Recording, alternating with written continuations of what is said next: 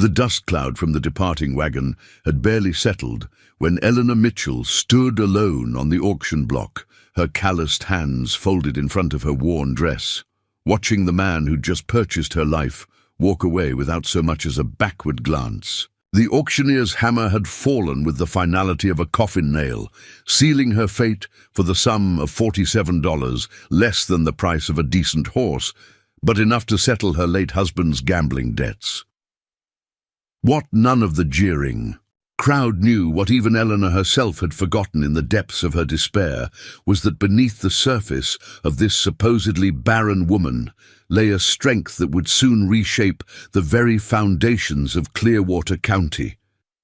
The man who'd bought her contract thought he was acquiring a household servant. He had no idea he'd just purchased the key to his family's salvation. Before we jump back in, tell us where you're tuning in from, and if this story touches you, make sure you're subscribed, because tomorrow I've saved something extra special for you. The morning sun cast long shadows across the weathered planks of Millfield's town square when Eleanor Mitchell first realized her world was about to collapse entirely. She stood in the doorway of what had been her home for 3 years, clutching a crumpled piece of paper that might as well have been her death warrant. The foreclosure notice bore the official seal of the county courthouse, but the real power behind it belonged to Marcus Dalton, the banker who'd been circling her property like a vulture ever since her husband Thomas had died 6 months earlier. Eleanor's fingers trembled as she read the terms once more, though she'd memorized every cruel word. Due to outstanding debts totaling $127 to $50, the property known as the Mitchell Homestead would be seized and sold at public auction. All personal effects and livestock would be liquidated to satisfy creditors. And in a provision that made her stomach turn, the notice included a clause that had become increasingly common in these desperate times. Should liquid assets prove insufficient to satisfy all debts, the surviving spouse may be bound to labor contract to complete payment. She'd heard whispers of such arrangements in the general store, hushed conversations between women who spoke in euphemisms about neighbors who'd gone to work for their creditors. But Eleanor had never imagined she'd find herself in such circumstances. Thomas had been a dreamer, always chasing the next big opportunity, but she'd believed his assurances that their debts were manageable. Now she understood that his gambling had been far worse than she'd known, and his sudden death from a heart attack had left her to face the consequences alone. The irony wasn't lost on her that much of the community's judgment stemmed from her failure to bear children. In a society where a woman's worth was measured by her fertility, Eleanor had endured 7 years of pitying looks and whispered conversations that always seemed to stop when she entered a room. The town's women treated her with the careful courtesy reserved for those touched by some mysterious curse, while their husbands speculated openly about whether Thomas might have been better off with a proper wife who could have given him sons to help work the land. Now at 32, Eleanor found herself preparing for an auction that would strip away not just her possessions, but her very identity. She moved through the small cabin methodically, touching objects that held memories of better times. The wedding quilt her mother had sewn, now faded but still beautiful. The wooden rocking chair where she'd spent countless evenings mending clothes and dreaming of children who would never come. The small leather-bound journal where she'd recorded her thoughts during the loneliest nights after Thomas's death. As she packed her few personal belongings into a single worn carpet bag, Eleanor reflected on the cruel mathematics of her situation. Thomas's poker debts, outstanding loans from Dalton's bank, unpaid bills to the general store and blacksmith, it all added up to more than the homestead could possibly bring at auction. The land was good, but small, and the cabin needed significant repairs that Thomas had been promising to make for years. In a county where established ranchers controlled thousands of acres, her 40 acres might fetch $60 if she was fortunate. The arithmetic was simple and devastating. Even if every stick of furniture and every tool sold for top dollar, she'd still owe money to Marcus Dalton. And in Millfield County, debt wasn't just a financial obligation, it was a chain that bound you to servitude until the last penny was paid. Eleanor had grown up hearing stories of the old days, when indentured, servants worked for years to pay off passage to America. She'd thought such arrangements were relics of a bygone era, but the economic pressures of frontier life had brought them back in new forms. A person could be bound to work for a creditor, their labor valued at subsistence wages until their debt was cleared. For a woman alone, such arrangements often meant years of domestic service in conditions that varied wildly depending on the character of the employer. She'd also heard darker stories, whispered among the women when they thought she wasn't listening. Stories of creditors who specialized in acquiring human contracts, men who viewed desperate people as investments to be bought and sold. The thought made her skin crawl, but she forced herself to confront the reality. Tomorrow she might find herself standing on an auction block, listening to men discuss her worth like she was livestock. The morning passed in a blur of final preparations. Eleanor's nearest neighbor, Mrs. Sarah Coleman, arrived with a basket of food and an expression of genuine sympathy. Unlike many of the town's women, Sarah had never treated Eleanor's childlessness as a personal failing. Her own struggle to keep her family's farm running after her husband's death in a farming accident had given her a perspective that transcended the community's harsh judgments. "I heard about the notice," Sarah said simply, setting the basket on Eleanor's small kitchen table. "I wish there was something more I could do." Eleanor forced a smile, though it felt like her face might crack from the effort. "You've done more than enough, Sarah. Your friendship has meant everything to me. Have you thought about what you'll do after tomorrow, I mean?" The question hung in the air between them. Eleanor had thought of little else for weeks, but every option seemed to lead to the same conclusion. She had no family to turn to, no savings hidden away, no skills that would allow her to earn enough money to start over somewhere else. In a world where women's opportunities were limited by law and custom, her choices were starkly simple. Find a man willing to marry a barren woman with debts, or accept whatever form of servitude the auction brought. "I suppose I'll find out tomorrow," Eleanor said finally. "The Lord has a plan even when we can't see it." Sarah nodded, though her expression suggested she shared Eleanor's doubts about divine providence.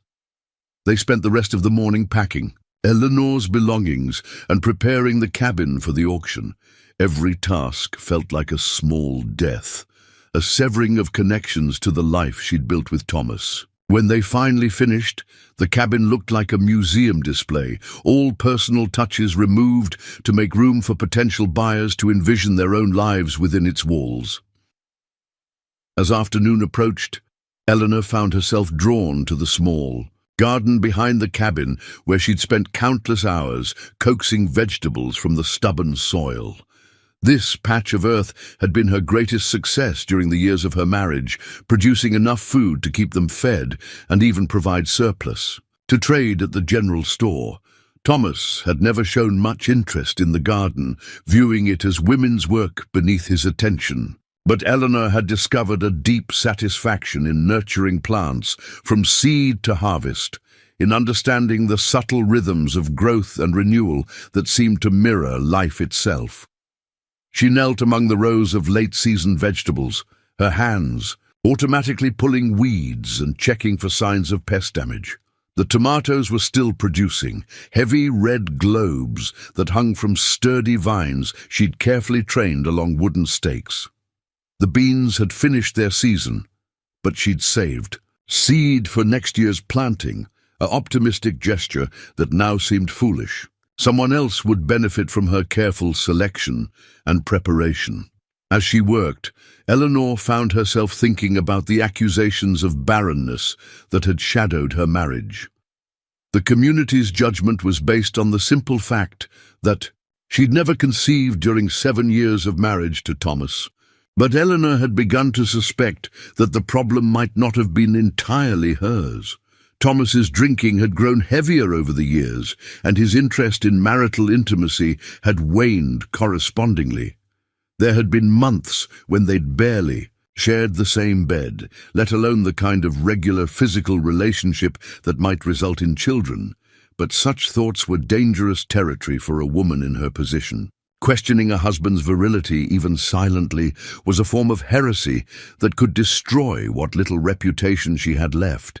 Society needed someone to blame for a childless marriage, and convention dictated that the fault lay with the woman. Eleanor had accepted this judgment, partly because she'd had no choice, but also because part of her genuinely wondered if something was wrong with her body. Now, surrounded by the evidence of her ability to nurture life in other forms, she allowed herself to question the assumptions that had defined her for so long.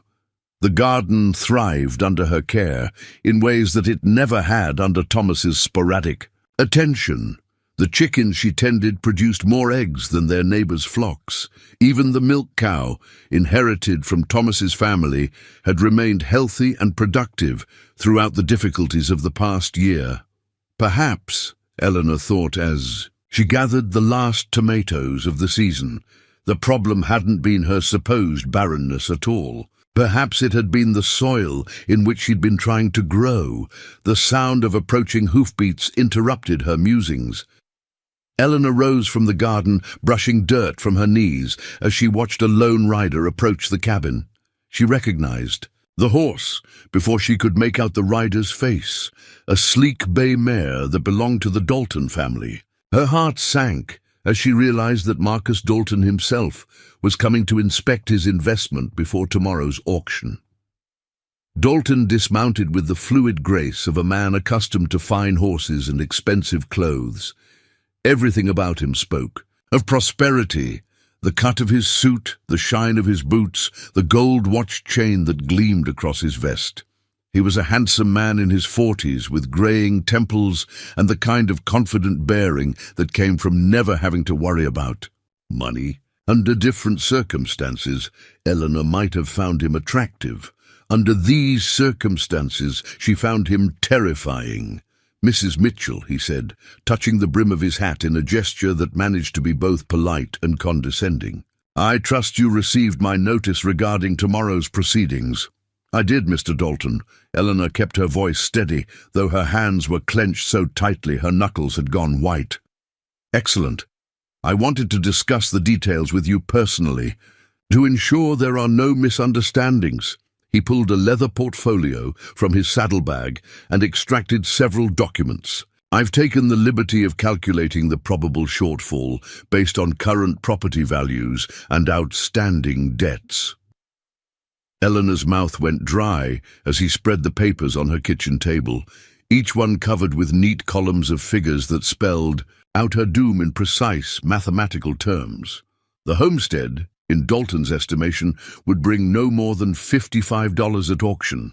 The livestock and household goods might add another $15 if buyers were generous. Against Thomas's total debts of $127.50, that left a shortfall of nearly $60. "Of course," Dalton continued in the tone of a man discussing the weather, "there are additional costs to consider.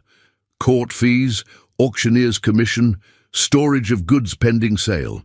I estimate the final amount of your obligation at approximately $75. The number hit Eleanor like a physical blow. $75 represented more than 2 years' wages for most working women, assuming they could find steady employment. At the rates typically paid for domestic work, she'd be bound to labor for at least 5 years to clear such a debt. "However," Dalton said, his voice taking on a different quality, "I'm prepared to offer you an alternative arrangement." Eleanor looked up sharply, suddenly aware that this conversation had been leading somewhere specific. "What kind of arrangement?" Dalton's smile didn't reach his eyes.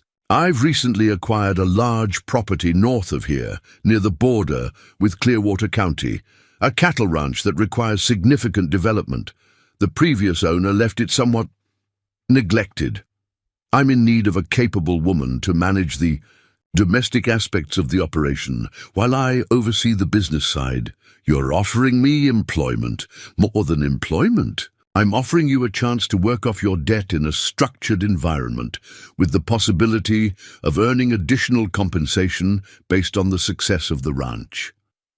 He leaned forward slightly, his eyes never leaving her face. The position would involve managing a large household, supervising other domestic workers, maintaining extensive gardens to feed the ranch hands. It's a role that would suit a woman of your particular talents. Eleanor felt a chill that had nothing to do with the autumn air. There was something in Dalton's tone, in the way his gaze lingered on her figure, that suggested this offer came with expectations beyond household management. But what choice did she have? The alternative was to take her chances at tomorrow's auction, where she might end up in far worse circumstances. "What exactly would my obligations be?" she asked carefully. "Complete management of domestic operations. The ranch house is quite large, 12 rooms with quarters for up to 20 workers during peak season. You'd oversee meal preparation, cleaning, laundry, maintenance of the kitchen gardens. In return, you'd receive room and board plus credit against your debt at a rate of $12 per year. $12 per year. At that rate, it would take more than 6 years to clear her obligation, assuming no additional costs were added to her account. 6 years of being bound to Marcus Dalton's service, dependent on his goodwill for the basic necessities of life. The prospect filled her with a dread that went beyond mere financial anxiety. "I'll need time to consider your offer," Eleanor said finally. Dalton's expression hardened slightly. "Time is a luxury you can't afford, Mrs. Mitchell. Tomorrow's auction will proceed regardless of your preference. I'm offering you a chance to avoid the uncertainty of public sale, to know exactly what your future holds. Other bidders might not be so accommodating." The threat was subtle but clear. Eleanor had heard stories about the men who sometimes appeared at debt auctions, buyers who specialized in acquiring human contracts for purposes that weren't discussed in polite society. The frontier was full of isolated places where a woman might disappear entirely, where no one would ask questions about working conditions or personal safety. But as she looked at Dalton's expectant face, Eleanor felt something stirring within her that she hadn't experienced in months. It was anger, clean, bright, and surprisingly powerful. This man sat in her kitchen, in the home she'd shared with her husband, calculating her worth like she was a piece of livestock. He spoke of her particular talents, while his eyes catalogued her body as if he were already planning how to use it. For 7 years, Eleanor had accepted other people's judgments about her value. She'd internalized their assessment of her as a failed woman, broken in some fundamental way. But standing in her thriving garden just minutes earlier, she'd felt a different truth taking root. She wasn't barren, she'd simply been planted in the wrong soil. "Mr. Dalton," she said, surprising herself with the steadiness of her voice, "I appreciate your offer, but I believe I'll take my chances at tomorrow's auction." His face went through several expressions in quick succession. Surprise, calculation, and finally a cold anger that made Eleanor step back involuntarily. "That's a very foolish decision, Mrs. Mitchell. I doubt you'll receive a better offer." "Perhaps not, but it will be my choice to make." Dalton gathered his papers with sharp, efficient movements. "Very well, but don't expect any special consideration. Tomorrow, business is business, and debts must be paid."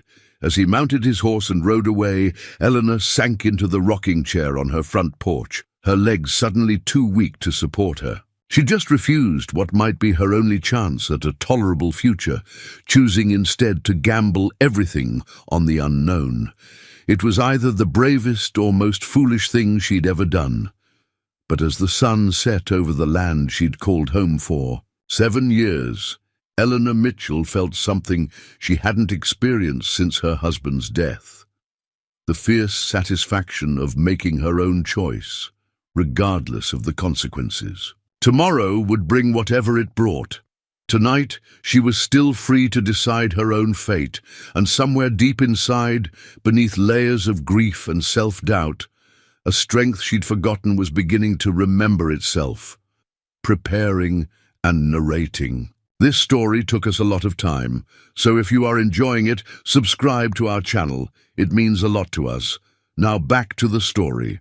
The morning of the auction dawned grey and cold, with a bitter wind that stripped the last leaves from the cottonwood trees surrounding the town square. Eleanor had barely slept, lying awake in her empty cabin listening to the sounds of the night, and wondering if this would be her last evening of freedom. Now, as she walked the familiar path into Millfield for the final time as a property owner, she carried herself with a dignity that surprised even her. Word of the auction had spread throughout the county with the speed that only scandal could achieve. By the time Eleanor reached the town square, a crowd of nearly 50 people had already gathered around the makeshift platform that Sheriff William Hayes had constructed from wooden crates and planks. The sight of so many familiar faces filled her with a mixture of shame and defiance. These were people who had known her for years, who had watched her marriage and judged her childlessness, and now they had come to witness her final humiliation. But as Eleanor studied the crowd more carefully, she began to distinguish between different types of observers. Near the front stood the town's established families, the Weatherbys who owned the grain mill, the Prescotts who ran the largest general store, and old Judge Hamilton who held court in the hotel's back room twice a month. These people watched the proceedings with the detached interest of those secure in their own positions, curious about the drama, but confident it would never touch their own lives. Behind them clustered the town's working families, people whose own situations were often precarious enough that they understood how quickly circumstances could change. Eleanor caught sight of Mrs. Coleman, the widow who cleaned houses to support her 3 children, and Jacob Murphy, the Irish blacksmith whose thick accent still drew suspicious looks from some of the older residents. These faces showed sympathy rather than judgment, and Eleanor drew strength from their presence, but it was the third group that made her stomach clench with apprehension. Scattered around the edges of the crowd stood several men she didn't recognize, strangers whose expensive clothes and calculating expressions marked them as potential bidders. She spotted Marcus Dalton among them, his face carefully neutral as he surveyed the assembled crowd like a general assessing a battlefield. Near him stood a thin man with pale eyes and nervous hands who kept consulting a worn leather notebook, and beyond him a heavy-set man in a beaver hat who chewed tobacco and spat with casual precision into the dust. Sheriff Hayes climbed onto the platform and called for attention, his voice carrying easily across the square. "Ladies and gentlemen, we're here today for the court-ordered auction of the Mitchell property and effects, to satisfy outstanding debts in the amount of $127.50, plus court costs and fees." He pulled out a formal document and began reading the legal language that would transfer ownership of Eleanor's life to the highest bidder. The auction began with the land itself. Eleanor watched in numb fascination as men she'd known for years examined her property like horsemen, evaluating breeding stock. They walked the boundaries, tested the soil, inspected the cabin's foundation and roof. Judge Hamilton made careful notes in a small book, while Marcus Dalton engaged in quiet conversations with several potential buyers. When the bidding finally began, it proceeded with the mechanical efficiency of commerce, each raised hand representing another step in the dissolution of her former life. The land sold for $58 to a young farmer named David Patterson, whose wife stood beside him with their infant son bundled against the cold. Eleanor felt a strange sense of relief, knowing that the homestead would house another family, that children might finally run through the rooms where she had waited so long for the sound of young voices. Patterson paid Sheriff Hayes immediately, the cash disappearing into an official envelope that would eventually find its way to Eleanor's creditors. Next came the livestock and household goods. Eleanor's milk cow, a gentle Jersey named Buttercup, who had provided faithful service for 5 years, sold to Mrs. Weatherby for $12. The chickens went as a lot for $3 to a teenage boy who loaded their cages onto his father's wagon with obvious excitement. One by one, the physical remnants of Eleanor's married life changed hands, each transaction recorded in Sheriff Hayes's careful script. The household goods followed the same pattern. Her wedding quilt, the one her mother had sewn with such care, and hope, sold to a woman Eleanor didn't recognize for $2. The rocking chair went to old Mrs. Peterson, who had admired it during visits and now acquired it for the price of a store-bought dress. Even Thomas's tools, rusted and worn from years of sporadic use, found buyers among men who needed implements they couldn't afford to purchase new. By noon, the total from all sales had reached $73.25.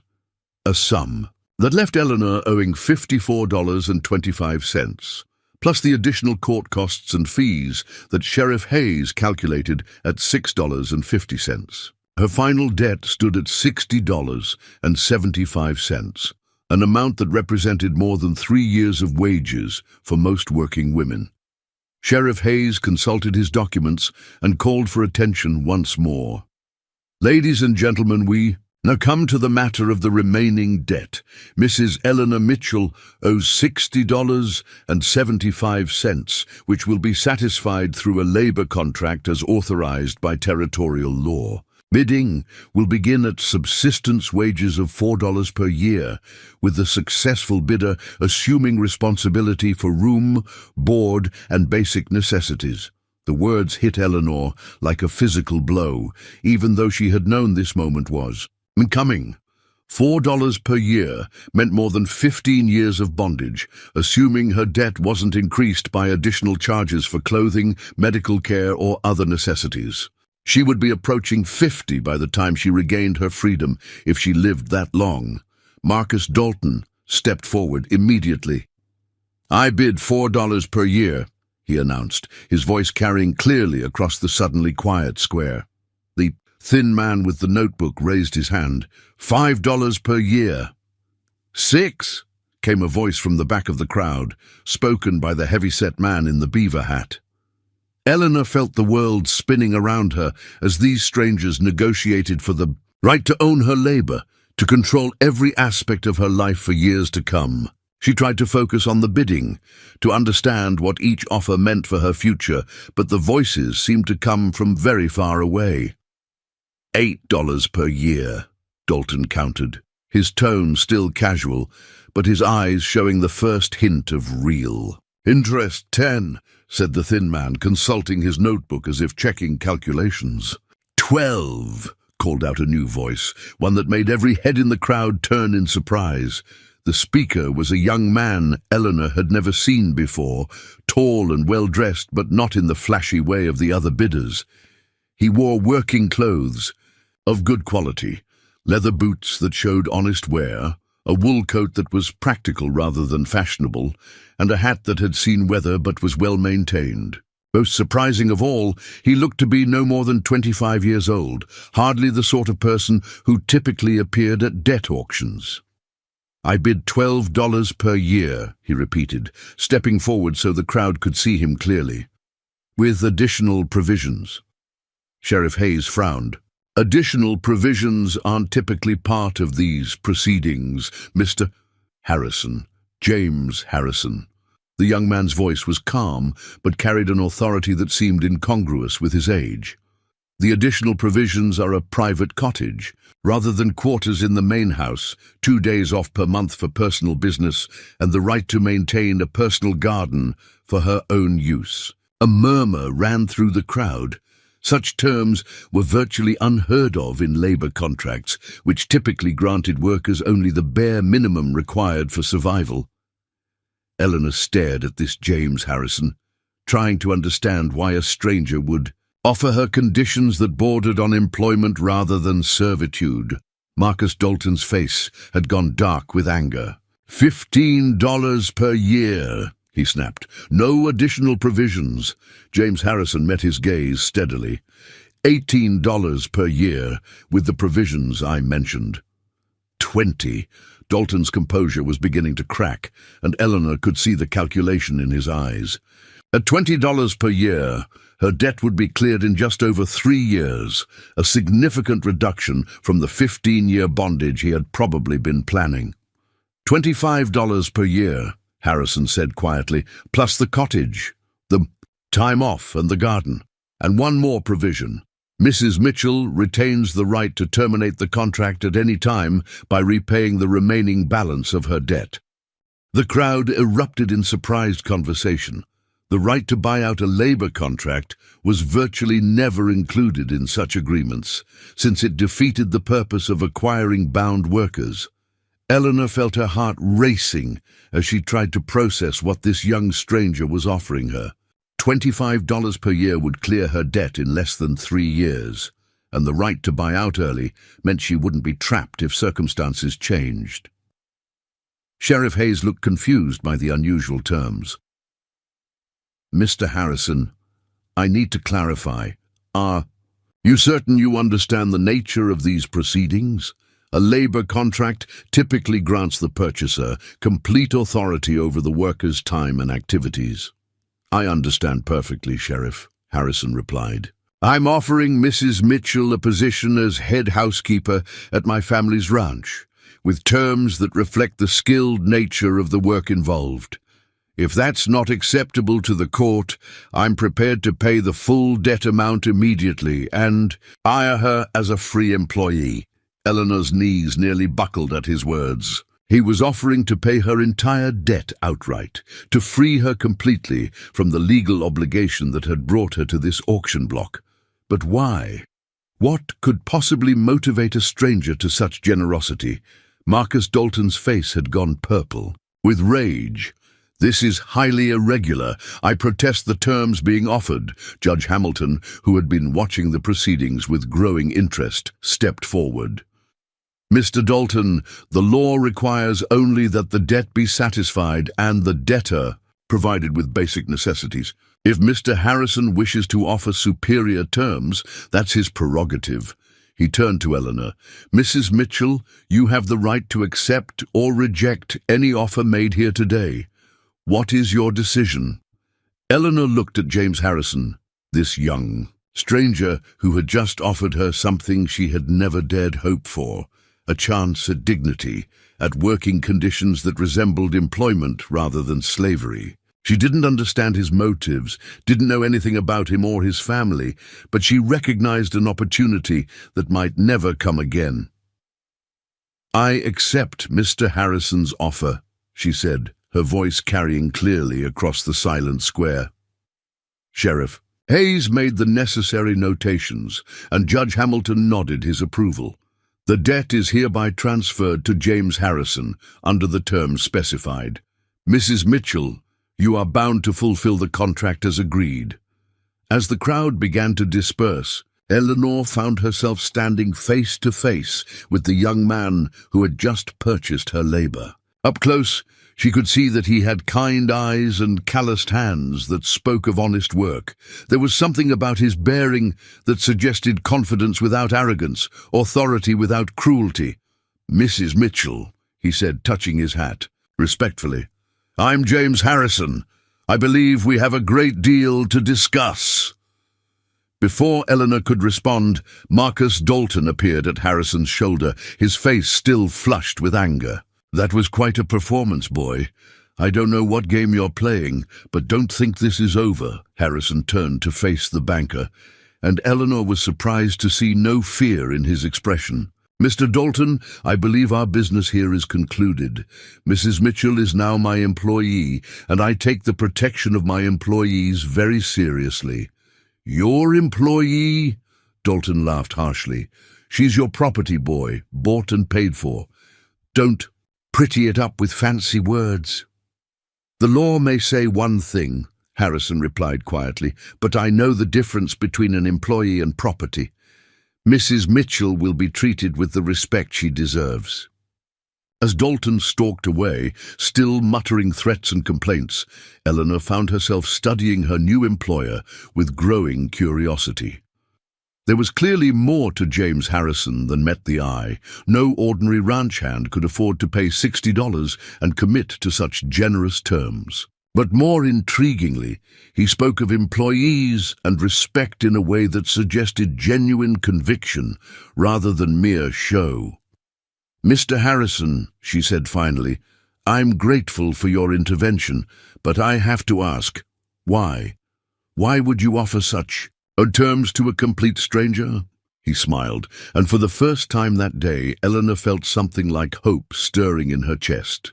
"Mrs. Mitchell, I suspect you're going to discover that you're far more valuable than this town ever recognized. My family's ranch has been struggling for years, and I believe you might be exactly what we need to turn things around." As they walked toward his wagon, Eleanor felt the weight of the morning's events settling around her like a new skin. She was no longer Eleanor Mitchell, property owner and widow. She was something new, an employee, a valued worker, a woman whose skills were recognized and compensated fairly. It was a transformation she hadn't dared imagine when she woke that morning, and she found herself curious about what other surprises this young man might have in store. Behind them, the auction platform stood empty, the last remnants of her old life swept away by the afternoon wind. Ahead lay uncertainty, but for the first time in months, it was an uncertainty that held the promise of possibility rather than the certainty of despair. The wagon ride to the Harrison Ranch took the better part of 2 hours, winding through countryside, and that grew progressively more wild and beautiful as they left Millfield behind. Eleanor sat beside James Harrison on the driver's bench, her single carpetbag at her feet and her mind spinning with questions she didn't yet dare ask. The young man seemed content to drive in comfortable silence, occasionally pointing out landmarks or commenting on the changing landscape, but making no effort to satisfy her curiosity about his motives or his family. As they crested a low hill, Eleanor caught her first glimpse of their destination and felt her breath catch in her throat. The Harrison Ranch sprawled across a vast valley like a small town unto itself, dominated by a magnificent 2-story house that dwarfed anything she'd ever seen outside of Kansas City. The main building was constructed of local stone and timber, with a wraparound porch that promised cool shade in summer and protection from winter storms. Beyond the house stretched an impressive collection of outbuildings, barns, corrals, bunkhouses, and workshops that spoke of serious ranching operations. But as they drew closer, Eleanor began to notice signs of neglect that troubled her. Paint peeled from porch railings, several windows showed cracked glass, and weeds grew thick around the foundation of what should have been immaculate gardens. The corrals, while sturdy, needed repair work that had obviously been deferred for too long. Most telling of all, she could see very few cattle in the pastures that surrounded the ranch buildings, though the grass showed evidence of much larger herds in recent years. "It's not what it used to be," James said quietly, following her gaze, across the property. "My father built this place over 20 years, turned it into one of the most prosperous operations in 3 counties. But the last few years have been—" He paused, seeming to search for the right words. "Difficult." Eleanor studied his profile as he spoke, noting the tension around his eyes and the way his hands tightened on the reins. There was clearly more to the story than he was telling, but she sensed this wasn't the time to press for details. Instead, she focused on what she could observe directly. "The bones are good," she said finally. "The buildings, the layout, the land itself, it's all solid. Whatever problems you're facing, they're not with the foundation." James turned to look at her with surprise. "You can tell that just from looking. I've learned to see what matters." Eleanor replied. "My late husband was always focused on the grand gestures, the big dreams. I learned to pay attention to the practical details, what works, what doesn't, what can be fixed, and what needs to be started over from scratch." They were approaching the main house now, and Eleanor could see several figures moving around the buildings. An elderly man emerged from the largest barn, walking with the careful gait of someone whose body had been shaped by decades of hard work. Near the house, a woman in a faded dress hung laundry on lines that stretched between tall poles, her movements efficient despite her obvious age. "That's Marcus Webb," James said, indicating the man from the barn. "He's been with our family since before I was born, knows more about cattle than anyone in the territory. And that's Mrs. Catherine Walsh. She's been trying to keep the house running pretty much single-handed for the past 2 years." As they pulled up to the front of the house, both Webb and Walsh approached the wagon with expressions of curiosity and cautious hope. Eleanor could see intelligence and kindness in their faces, but also the weariness of people who had been working beyond their capacity for too long. "Marcus, Catherine," James said as he climbed down from the wagon, "I'd like you to meet Mrs. Eleanor Mitchell. She's going to be taking over as head housekeeper." Catherine Walsh's face showed immediate relief, though she tried to hide it behind polite courtesy. "Mrs. Mitchell, welcome to the Harrison Ranch. I hope you'll find everything to your satisfaction." Eleanor climbed down from the wagon with James's assistance, noting how both employees watched the interaction carefully. There was something in their expressions that suggested they'd seen promising developments disappoint them before. "Mrs. Walsh," Eleanor said warmly, "I'm looking forward to learning from your experience. I understand you've been managing quite a responsibility here." The older woman's face softened slightly. "It's been a challenge, I'll admit. The house has 22 rooms, and during roundup season we're feeding up to 30 men 3 times a day. It's more than one person can handle properly. 22 rooms." Eleanor tried to keep her expression neutral, but the scope of the operation was far beyond anything she'd imagined. Her own cabin had consisted of 3 small rooms, and even that had required constant attention to keep clean and organized.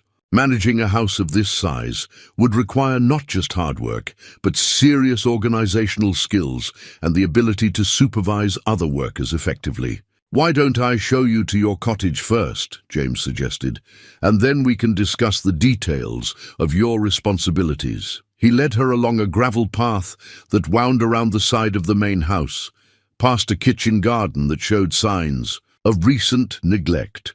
Eleanor's experienced eye catalogued the problems automatically: weeds choking out vegetables, fruit trees that needed pruning, herbs that had been allowed to go to seed without proper harvesting. But she also saw potential in the rich soil and the intelligent layout of raised beds and irrigation channels. The cottage that would be her new home sat perhaps 100 yards from the main house, close enough for convenience, but far enough to provide genuine privacy. It was a charming structure of 2 rooms, plus a small kitchen, with windows that looked out over the valley and a front porch just large enough for a rocking chair. Best of all, it appeared to be in excellent repair, with fresh paint and new glass in the windows. "I had the men fix it up last week," James explained as he opened the door for her. "It's been empty for a couple of years, but the structure is sound." Eleanor stepped inside and felt a warmth that had nothing to do with the afternoon sunshine. The main room was furnished simply but comfortably, with a stone fireplace, a small dining table, and built-in shelves along one wall. The bedroom contained a proper bed with a new mattress, a wardrobe for clothes, and a washstand with a porcelain basin. The kitchen, while compact, included everything she would need to prepare her own meals: a wood stove, a sink with a hand pump, and cabinets for storage. "It's beautiful," she said honestly. "More than I expected." "Good. I want you to be comfortable." "Here." James set her carpet bag on the table and turned to face her directly. Mrs. Mitchell, I think it's time we talked frankly about why I made the offer I did today. Eleanor nodded, settling into one of the chairs and preparing herself for whatever revelation was coming. She'd been wondering about his motives since the moment he'd stepped forward at the auction, and she sensed that the answer would explain a great deal about her new situation. My father, William Harrison, built this ranch from nothing, James began, leaning against the doorframe. He came west after the war with a small stake and a lot of ambition, and over 20 years he turned 40 acres into 4,000. At its peak, we ran 2,000 head of cattle and employed nearly 50 men year-round. What happened? Eleanor asked gently. James's expression darkened. 3 years ago, my father remarried. A woman named Victoria Ashford, 20 years younger than him, and beautiful enough to make him forget everything else. She convinced him that the ranch needed modernizing, that we should expand into new ventures, take on more debt to finance bigger operations. Eleanor began to understand. The debts became unmanageable. Worse than that, Victoria had expensive tastes. She convinced my father to build additions to the house, to buy fancy furniture from back east, to throw elaborate parties for investors, who never materialized. Meanwhile, she was systematically alienating our best workers, driving away the women who had been helping to manage the household operations. Where is she now? Gone. The word carried a weight of bitterness that spoke of recent wounds.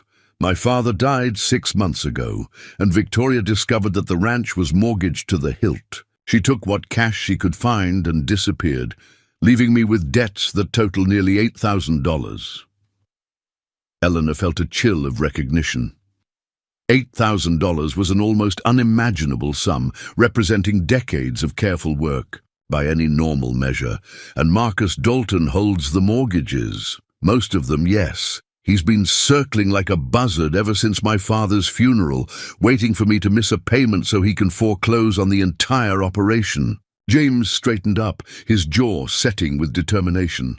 But I'm not going to let that happen. This ranch can be profitable again. It just needs proper management and someone who understands how to run a large household efficiently. And you think I'm that someone? James smiled for the first time since they'd begun this conversation. Mrs. Mitchell, I spent considerable time making inquiries about you before today's auction. I spoke with Sarah Coleman, with Dr. Hayes, with several of the women who've done business with you over the years. Every single person told me the same thing, that you have a gift for making things grow and thrive, that you can organize complex operations better than anyone they've known. Eleanor felt heat rising in her cheeks. They said that? Dr. Hayes told me that your kitchen garden produced more food per square foot than any other plot in the county. Sarah Coleman said you could plan and execute a church supper for 100 people with less waste and better results than a team of experienced cooks. Mrs. Patterson at the general store said you never once failed to deliver goods you'd promised, even when your husband's drinking made life difficult.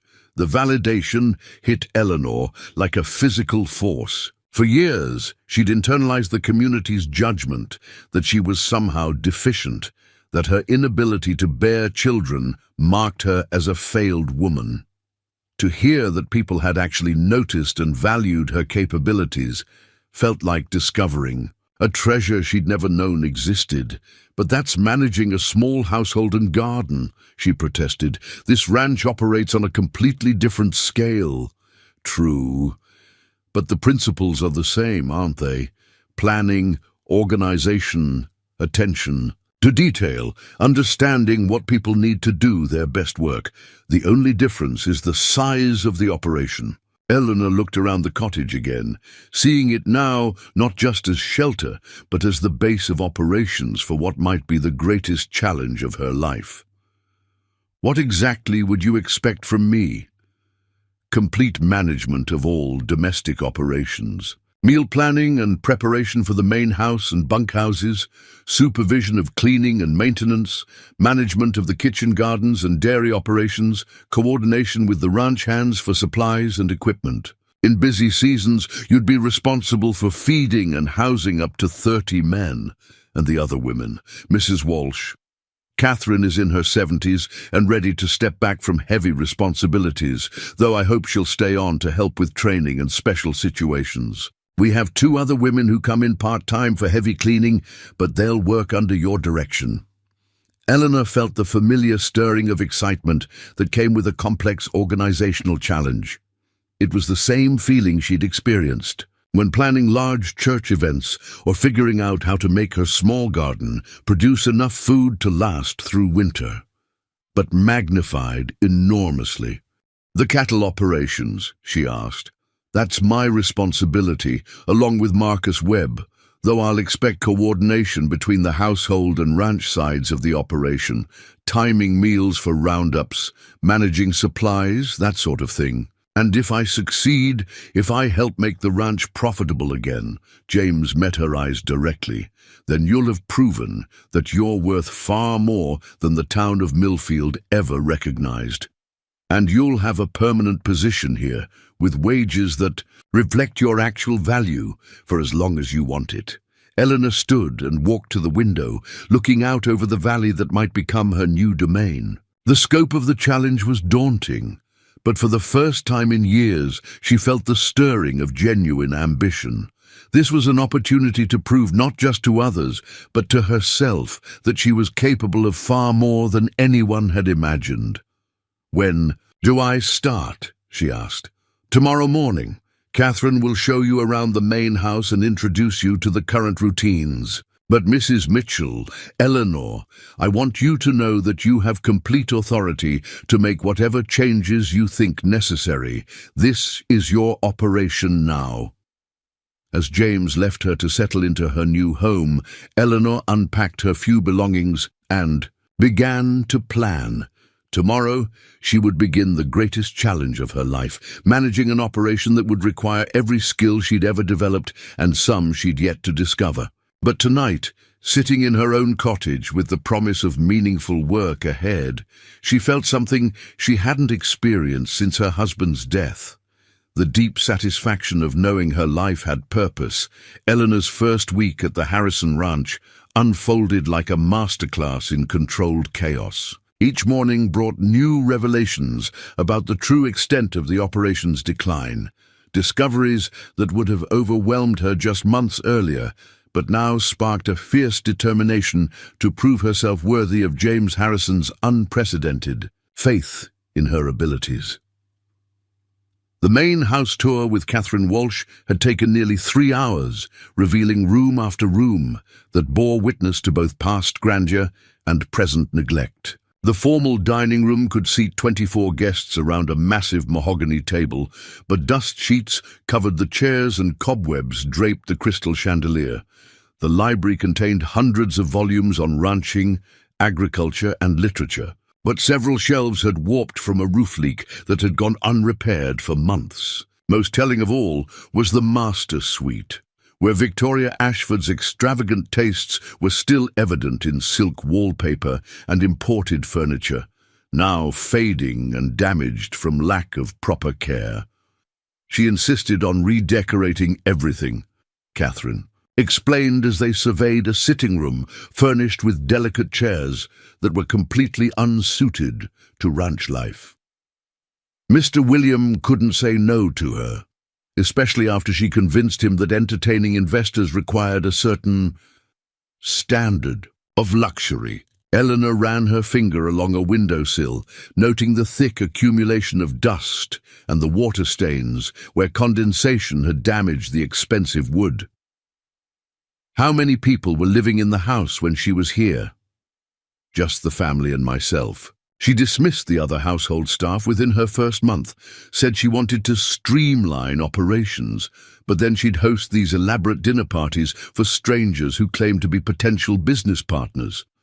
Catherine's voice carried years of frustration. I'd spend days preparing for 20 guests, and half the time, only 6 or 7 would actually appear. The financial records told an even more troubling story. Eleanor spent her evenings in the ranch office, a cluttered room where William Harrison had apparently handled all business correspondence in his final years. The account books revealed a pattern of escalating expenses and declining income that painted a picture of systematic financial destruction. Victoria's influence was evident on every page. Invoices for imported champagne, bills for custom-made gowns ordered from New York, payments to decorators and furniture makers that totaled more than most families earned in a year. Meanwhile, essential ranch expenses had been deferred or ignored entirely. Equipment repairs, worker wages, even basic supplies like feed and medicine for the cattle had been treated as secondary priorities, but it was the correspondence that revealed the full scope of the crisis facing James Harrison. Letters from creditors had grown increasingly urgent over the past 6 months, with several threatening immediate action if payments weren't received. Marcus Dalton's bank held mortgages on both the main ranch property and 3 separate parcels of grazing land, with terms that allowed foreclosure if any payment was more than 60 days late. The next major payment was due in just 6 weeks, on the 1st of December. In the amount of $2,400, Eleanor set down the ledger and rubbed her tired eyes, trying to process the mathematics of disaster. Even if the ranch operated at peak efficiency, for the remaining weeks of autumn, there was no realistic way to generate that kind of cash. The current cattle herd numbered fewer than 400 head, and winter prices for beef were traditionally low. James's inheritance consisted largely of debt, infrastructure, and land that was mortgaged beyond its current value. She was interrupted by a soft knock on the office door. "Come in," she called, expecting to see Catherine or one of the part-time workers. Instead, Marcus Webb entered, his weathered hat in his hands and an expression of careful concern on his face. "Sorry to bother you, Mrs. Mitchell, but I was wondering if we could have a word." "Of course, Mr. Webb. Please sit down." Eleanor gestured to the chair across from the desk, curious about what had prompted the ranch foreman to seek her out. Webb settled into the chair with the careful movements of a man whose joints had been shaped by decades of physical labor. "I wanted to talk to you about young James," he said without preamble, "about what he's up against and what it might mean for all of us." Eleanor appreciated his directness. "I've been reviewing the financial records. The situation is quite serious. Worse than serious, ma'am. It's desperate." Webb leaned forward, his hands clasped tightly. "I've been with this family since James was in diapers, watched him grow, taught him everything I know about cattle and land management. He's a good man, smart and hard-working, but he's inherited a situation that would challenge someone with 30 years of experience. What do you think his chances are?" Webb was quiet for a long moment, staring at his hands. "Honestly, without some kind of miracle, he'll lose everything by Christmas. Dalton's been planning this for months, maybe years. He wants this ranch, and he's been positioning himself to take it at a fraction of its real value." Eleanor felt a chill that had nothing to do with the autumn evening. "What makes you so certain?" "Because I've seen him surveying the property boundaries with other men who don't look like bank officials. Land speculators, most likely, or representatives of the big cattle operations back east. They're planning to break up the ranch and sell it in pieces." The implications hit Eleanor immediately. The Harrison Ranch represented one of the largest independent operations in the region. If it was broken up and sold to large corporate interests, it would mark the beginning of the end for family ranching in the entire county. Smaller operations would find themselves surrounded by corporate neighbors who could undercut prices and monopolize resources. "Does James know about this?" "He suspects, but he's been trying to focus on operational improvements rather than the larger political situation." "That's where you come in, Mrs. Mitchell." Eleanor raised her eyebrows. I'm not sure I understand. Webb smiled for the first time since entering the office. James hired you because he believes you can help turn this place around, make it profitable again. But I think there's more to it than that. I think he sees something in you that most folks have missed, such as leadership, the ability to see the big picture and make things happen.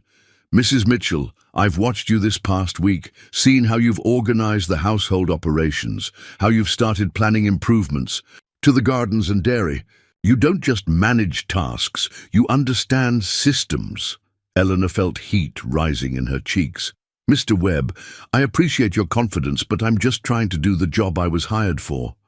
Are you? Because it seems to me you're doing considerably more than that. Webb pulled a folded paper from his shirt pocket. This is the supply order you submitted yesterday. Most housekeepers would have simply requested what they needed for immediate operations. But you've planned for expanded operations, calculated bulk purchasing opportunities, even identified ways to reduce waste in the bunkhouse kitchens.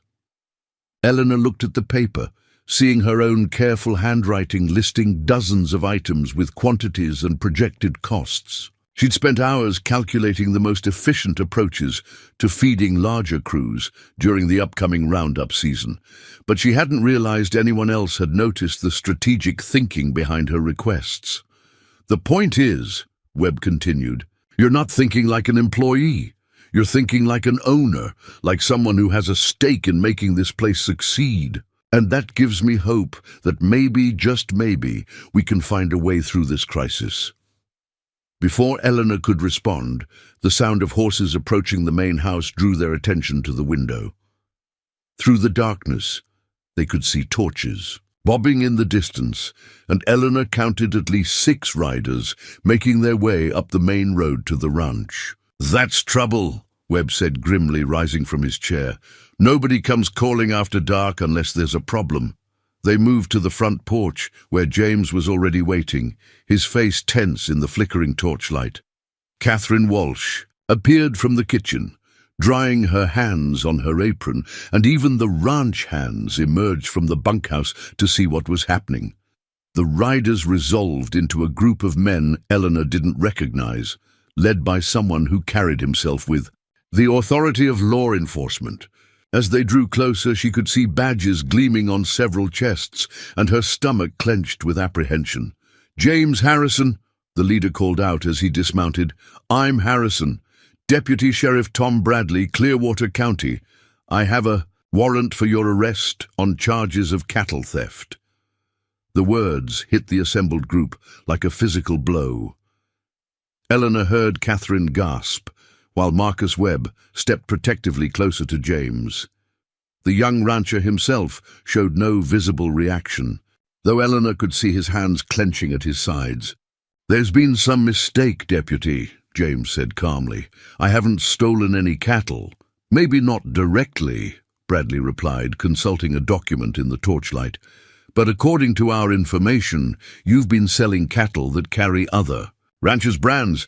That's theft under territorial law, regardless of how you came by the animals."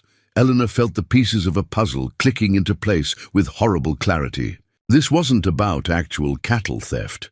It was about the complex realities of range management, where cattle from different ranches often mixed during seasonal migrations. Unscrupulous accusers could easily claim that any animal bearing their brand had been stolen, especially if they had cooperative law enforcement. "Who filed the complaint?" James asked. "Marcus Dalton, on behalf of several area ranchers, claims you've been selling their stock through the Kansas City stockyards without permission." Marcus Dalton, of course. Eleanor realized she was witnessing the final phase of a carefully orchestrated plan to destroy James Harrison's ability to operate the ranch.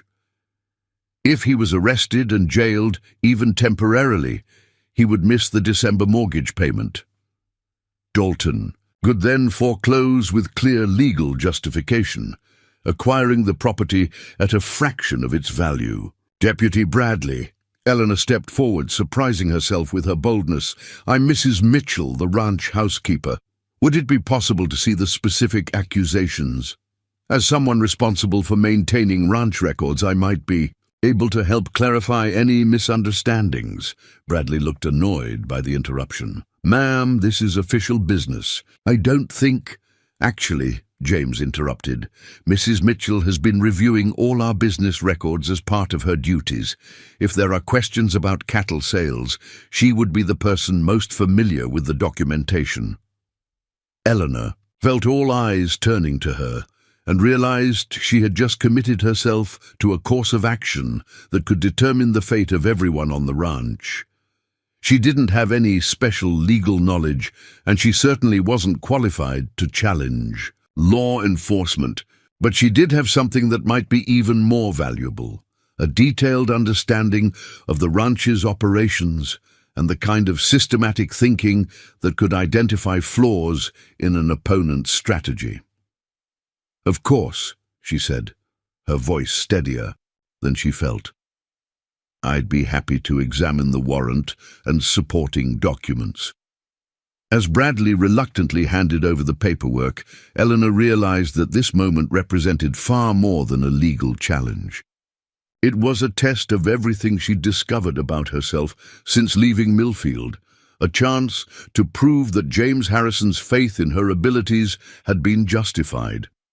The papers crackled in the torchlight as she began to read, her mind already working to identify the weaknesses that might save them all. Eleanor's hands remained steady as she examined the warrant by torchlight, though her heart hammered against her ribs with the force of a blacksmith's hammer. The document was official enough: territorial seal, proper signatures, legal language that spoke of cattle bearing specific brands allegedly sold without authorization. But as she read more carefully, her systematic mind began to identify inconsistencies that suggested this was exactly the kind of manufactured crisis Marcus Webb had warned her about. "Deputy Bradley," she said, looking up from the papers, "these accusations list specific animals sold through the Kansas City stockyards on dates in September and October.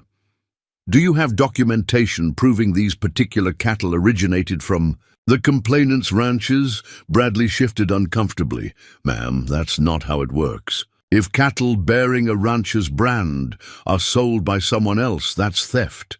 The burden of proof is on the seller to demonstrate legal ownership." "I understand the legal principle," Eleanor replied smoothly, "but surely the accusers must provide some evidence that these specific animals were actually theirs. Otherwise, any rancher could claim theft simply by identifying their brand in stockyard records." James watched this exchange with growing amazement. Eleanor was speaking with the confidence of someone accustomed to legal procedures, but more than that, she was asking exactly the right questions to expose the weakness in Dalton's strategy. "The complainants have provided sworn affidavits," Bradley said defensively, pulling another set of papers from his saddlebag. Eleanor accepted the documents and moved closer to one of the torches for better light. As she read, her expression grew increasingly focused. The affidavits were signed by 4 different ranchers, all claiming that cattle bearing their brands had been illegally sold by James Harrison. But the descriptions were vague, the dates imprecise, and most damning. Of all, the alleged thefts had supposedly occurred during roundup season when legitimate mixing of herds was common. "Mr. Harrison," Eleanor said formally, "do you have the detailed records of your cattle sales for the periods mentioned in these complaints?" "Yes, ma'am. Everything's documented in the office ledgers, including bills of sale and transportation." "Records. And do those records show the specific brands and markings of animals sold, every single head? It's required by the stockyards for legal sales." Eleanor turned back to Deputy Bradley with the expression that combined politeness with unmistakable authority. "Deputy, I believe we can resolve this matter quite simply. The ranch maintains detailed records of all cattle sales, including photographic documentation of brands and markings. If these accusations are accurate, there should be clear evidence in our files. Would you be willing to examine those records before proceeding with the arrest? Bradley looked uncertain for the first time since arriving. The request was reasonable, but Eleanor suspected he'd been counting on the intimidation factor of a nighttime arrest to prevent any serious examination of the evidence. Ma'am, I have my orders. The warrant is valid and— Of course it is, Eleanor interrupted smoothly. But surely a thorough investigation serves everyone's interests. If Mr. Harrison is innocent, examining the records will establish that fact clearly. If he's guilty, the documentation will provide additional evidence for prosecution. Marcus. Webb stepped forward, his weathered face showing new respect for Eleanor's handling of the situation. Deputy, Mrs. Mitchell makes a fair point. And as an officer of the law, you'd want to be certain your case is solid before making an arrest on charges this serious. James nodded slowly, understanding the strategy Eleanor was pursuing. I'm willing to open all our records for examination right now. If there's evidence of wrongdoing, I'll surrender myself voluntarily. Bradley found himself in an increasingly difficult position. Eleanor's reasonable tone and logical arguments made it hard to refuse the request without appearing arbitrary or corrupt. More importantly, the presence of several witnesses meant that any refusal would be remembered and discussed throughout the county. Very well, he said finally, but we'll need to examine everything tonight. I'm not leaving without either making an arrest or satisfying myself that the charges are unfounded. Perfectly acceptable, Eleanor replied. Mr. Harrison, would you please have Marcus bring the cattle sale records from the office? And Catherine, could you prepare coffee for our guests? This may take several hours. As the group moved toward the ranch house, Eleanor felt a strange sense of exhilaration. For the first time in her adult life, she was operating from a position of intellectual authority, using skills she'd never fully recognized to protect people who depended on her. The transformation from auction block victim to strategic defender had happened so gradually she hadn't noticed it until this moment of crisis. The ranch office became a makeshift courtroom as Eleanor organized the examination of records with the efficiency of an experienced legal clerk. She spread the cattle sales ledgers across the large desk, arranged supporting documentation in chronological order, and even provided writing materials for the deputies to take notes. Her systematic approach transformed what could have been a chaotic confrontation into a professional review of evidence. Let's begin with the first accusation, Eleanor said, consulting the warrant. Samuel Porter claims that 10 head of cattle bearing his Circle P brand were illegally sold on September 15th. Mr. Harrison, do you have records of cattle sales on that date? James opened the appropriate ledger and found the entries.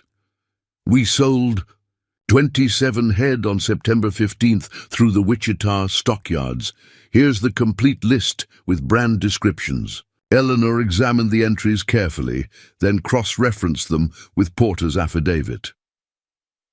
According to this documentation, no cattle bearing the Circle P brand were sold on September 15th.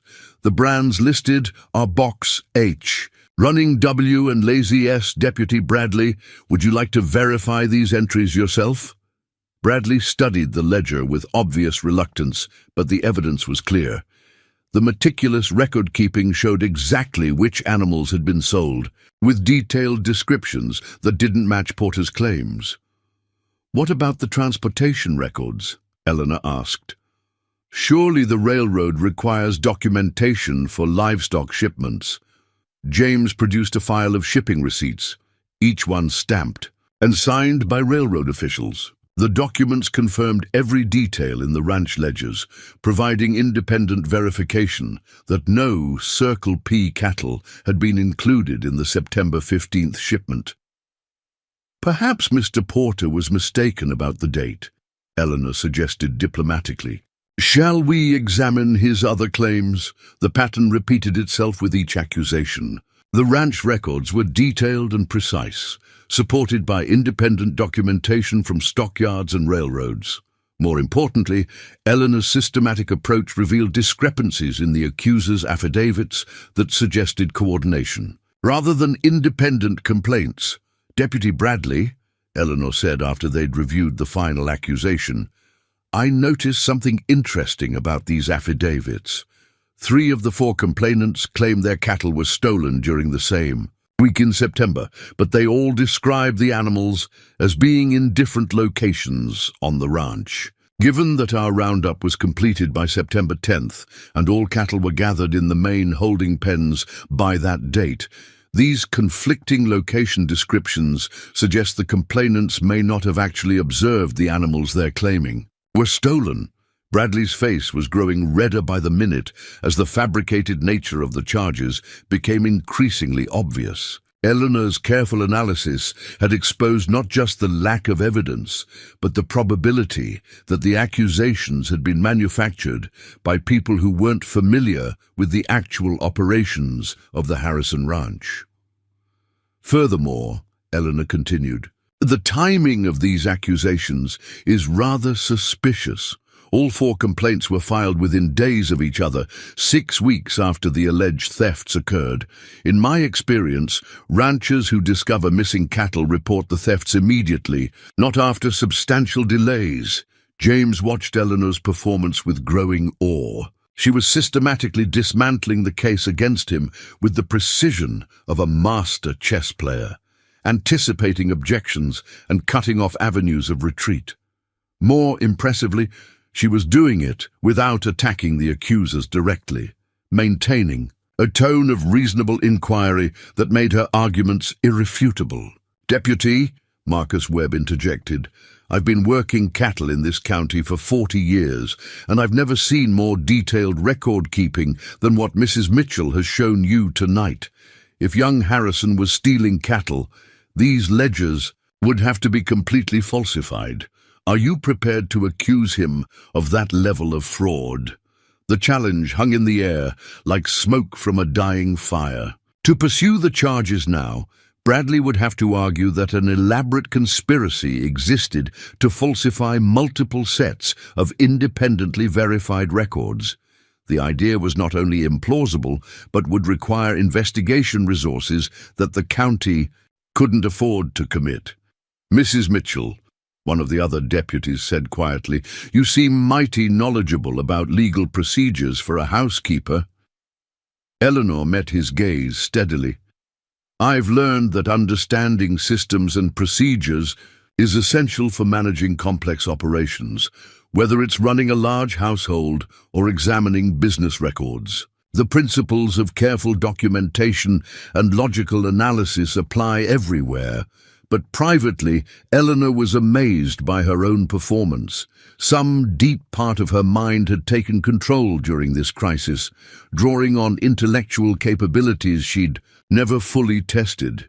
The systematic thinking that had made her successful at managing gardens and organizing church events had proved equally effective at legal analysis and strategic defense. I believe we're finished here, Deputy Bradley said finally, his voice tight with frustration. The evidence doesn't support the charges as filed. What happens now? James asked. I'll file a report stating that the accusations couldn't be substantiated based on available evidence. The complainants can pursue the matter further if they choose, but they'll need to provide substantially better documentation. As the deputies prepared to leave, Eleanor felt a moment of sympathy for Bradley. He was clearly an honest man who'd been manipulated into serving someone else's agenda, and she suspected he was beginning to realize how he'd been used. Deputy, she said quietly as he mounted his horse, I hope you'll remember that not all accusations are based on fact, especially when they serve someone's financial interests. Bradley nodded grimly. I'll remember, ma'am, and I'll be asking harder questions before I serve warrants in the future. After the law enforcement party disappeared into the darkness, the ranch hands gathered around James and Eleanor with expressions of amazement and relief. Catherine Walsh was the first to speak. Mrs. Mitchell, that was the most impressive thing I've ever witnessed. You saved Mr. James from jail and probably saved all our jobs in the process." Eleanor felt heat rising in her cheeks, but also a deep satisfaction that was entirely new to her experience. "I just applied the same principles I use for any complex problem: careful examination of facts, logical analysis, and systematic thinking." "It was brilliant," James said simply. "You didn't just defend me, you exposed the entire conspiracy and made it impossible for them to try this approach again." Marcus Webb nodded approvingly. "Mrs. Mitchell, I've seen lawyers who couldn't have handled that situation half as well. You've got a gift for this kind of work." As the group dispersed and normal nighttime quiet returned to the ranch, Eleanor found herself alone with James on the front porch. The crisis was over, but its implications would ripple through everything that followed.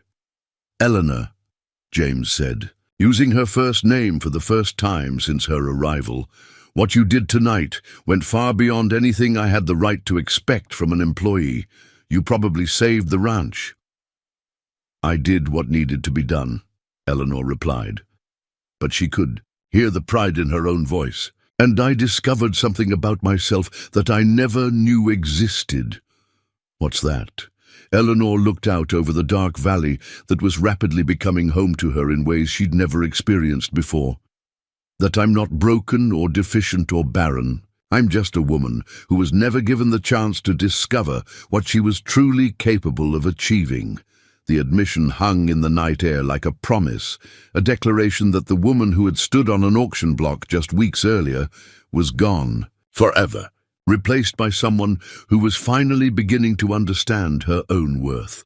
The autumn morning air carried the crisp promise of winter as Eleanor stood in the kitchen garden, surveying the results of 3 weeks' intensive planning and preparation. What had been a neglected patch of weeds and struggling vegetables when she arrived had transformed into something approaching agricultural artistry. Neat rows of late-season crops stretched toward the distant mountains, while newly constructed cold frames promised fresh vegetables throughout the winter months. But the garden was only the most visible symbol of the systematic transformation Eleanor had orchestrated throughout the ranch operations. Her morning routine now began at dawn, with a review of detailed schedules that coordinated every aspect of domestic operations: meal planning for varying numbers of workers, supply ordering that maximized bulk purchasing advantages, and maintenance. Schedules that prevented small problems from becoming expensive repairs. The success was already showing in the ranch's operational costs. Food expenses had dropped by nearly 30% through careful meal planning and reduced waste, while the expanded kitchen garden was producing enough surplus vegetables to trade for goods the ranch couldn't produce internally. More importantly, the improved efficiency had freed up resources and labor that James could redirect toward the critical work of rebuilding the cattle operation. Eleanor was examining the progress of her winter lettuce experiment when she heard familiar footsteps approaching along the gravel path. James had developed a habit of checking on the garden operations during his morning rounds, but today his expression carried an urgency that immediately put her on alert. "Eleanor, we need to talk," he said without preamble. "I've received some information that changes everything we thought we knew about our situation." She straightened, brushing soil from her hands. "What kind of information?" "The kind that explains why Dalton has been so determined to acquire this ranch, and why he was willing to risk manufactured criminal charges to accelerate the foreclosure process." James glanced around the garden, then toward the main house. "This isn't a conversation for outdoors. Can you meet me in the office in an hour?" Eleanor nodded, noting the tension in his voice and the way his eyes kept scanning the horizon as if watching for unwelcome visitors. "Should I ask Catherine to prepare anything special? Coffee, food for guests?" "No guests. This is just between us, and maybe Marcus if I decide his experience would be helpful." James paused, studying her face carefully. "Eleanor, what I'm about To share with you will require the same kind of strategic thinking you demonstrated during the arrest situation. But the stakes are much higher, and the decisions we make could affect not just this ranch, but the entire future of Independent. Ranching in this region. An hour later, Eleanor sat across from James in the ranch office, watching him spread a collection of maps and documents across the large desk. Some of the papers were official territorial surveys, others appeared to be hand-drawn sketches with notes in margins. All of them seemed to focus on the geographic area surrounding the Harrison Ranch. 2 days ago, I received a visit from Thomas Brennan, James began, the Territorial Land Commissioner. He's an old friend of my father's, and he came here specifically to warn me about something he'd discovered during routine filing reviews. Eleanor leaned forward, intrigued by the serious tone in James's voice. What did he find? Applications for mineral rights surveys covering most of Clearwater County, including this ranch and virtually every other significant property in the area. The applications were all filed by the same company, Mountain West Development Corporation, and they're all dated within the past 6 months. The implications hit Eleanor immediately. They're looking for mineral deposits, gold, silver, maybe coal or copper. Exactly, but here's what makes it interesting. Mountain West Development Corporation is a shell company. When Brennan tried to trace the actual ownership, he discovered that the controlling interest belongs to Marcus Dalton and 2 partners from back east. Eleanor felt pieces of a complex puzzle clicking into place in her mind. So, Dalton isn't just trying to acquire ranching properties. He's betting that there are valuable mineral deposits underneath the land. More than betting. According to Brennan, preliminary surveys have already been conducted on several properties, apparently without the knowledge of the current owners. They've been using territorial survey crews that have legitimate reasons to access private land, but conducting mineral assessments while they're supposedly doing routine boundary work. James pulled out one of the hand-drawn maps and pointed to several locations marked with small symbols. These are the sites where they've found promising indicators. Gold traces in creek beds, rock formations that suggest possible silver deposits, coal seams that could support industrial mining operations. Eleanor studied the map carefully, her systematic mind automatically analyzing the pattern of marked locations. How many of these sites are on your property? At least 3, possibly more. The creek that runs through our northeast pasture shows significant gold traces, and there's a hill formation near the old line cabin that apparently has the right geological characteristics for silver deposits. The magnitude of what James was revealing slowly sank in. If the Harrison Ranch contained valuable mineral deposits, its true worth could be hundreds of times greater than its value as agricultural land. But more importantly, anyone who knew about these deposits and acquired the land cheaply could potentially become enormously wealthy. This explains everything, Eleanor said slowly. Dalton's willingness to extend credit to your father, even when the ranch was struggling. His determination to foreclose quickly when your father died, the manufactured cattle theft charges designed to force immediate default on the mortgage payments. And Victoria, James added grimly, I'm beginning to suspect her involvement with... My father wasn't coincidental. Her expensive tastes and extravagant spending patterns were perfectly designed to drive the ranch into debt quickly. Eleanor felt a chill as she considered the implications. You think she was working with Dalton from the beginning? It would explain a lot. How she convinced my father to take on debt specifically with Dalton's bank. Why her spending increased so dramatically after their marriage. Even her sudden departure after my father's death. If she'd accomplished her mission of driving the ranch to the edge of bankruptcy, her work was done. The scope of the conspiracy was staggering. Eleanor tried to process the idea that James's family had been systematically destroyed as part of a calculated plan to acquire land for mineral development. The personal betrayal involved was almost beyond comprehension. "What does this mean for our current situation?" she asked. James leaned back in his chair, running his hands through his hair. "On one hand, it means the ranch is potentially worth far more than we ever imagined. On the other hand, it means we're up against opponents with much more at stake than simple real estate speculation. If Dalton and his partners believe they can extract hundreds of thousands of dollars worth of minerals from this land, they're not going to give up easily. But surely this information changes your legal position. If you can prove that the loans were made under false pretenses, or that Victoria was acting as Dalton's agent, maybe. But proving conspiracy would require legal resources we don't have and time we can't afford. The December payment is still due in less than 4 weeks, and we still don't have the cash to make it."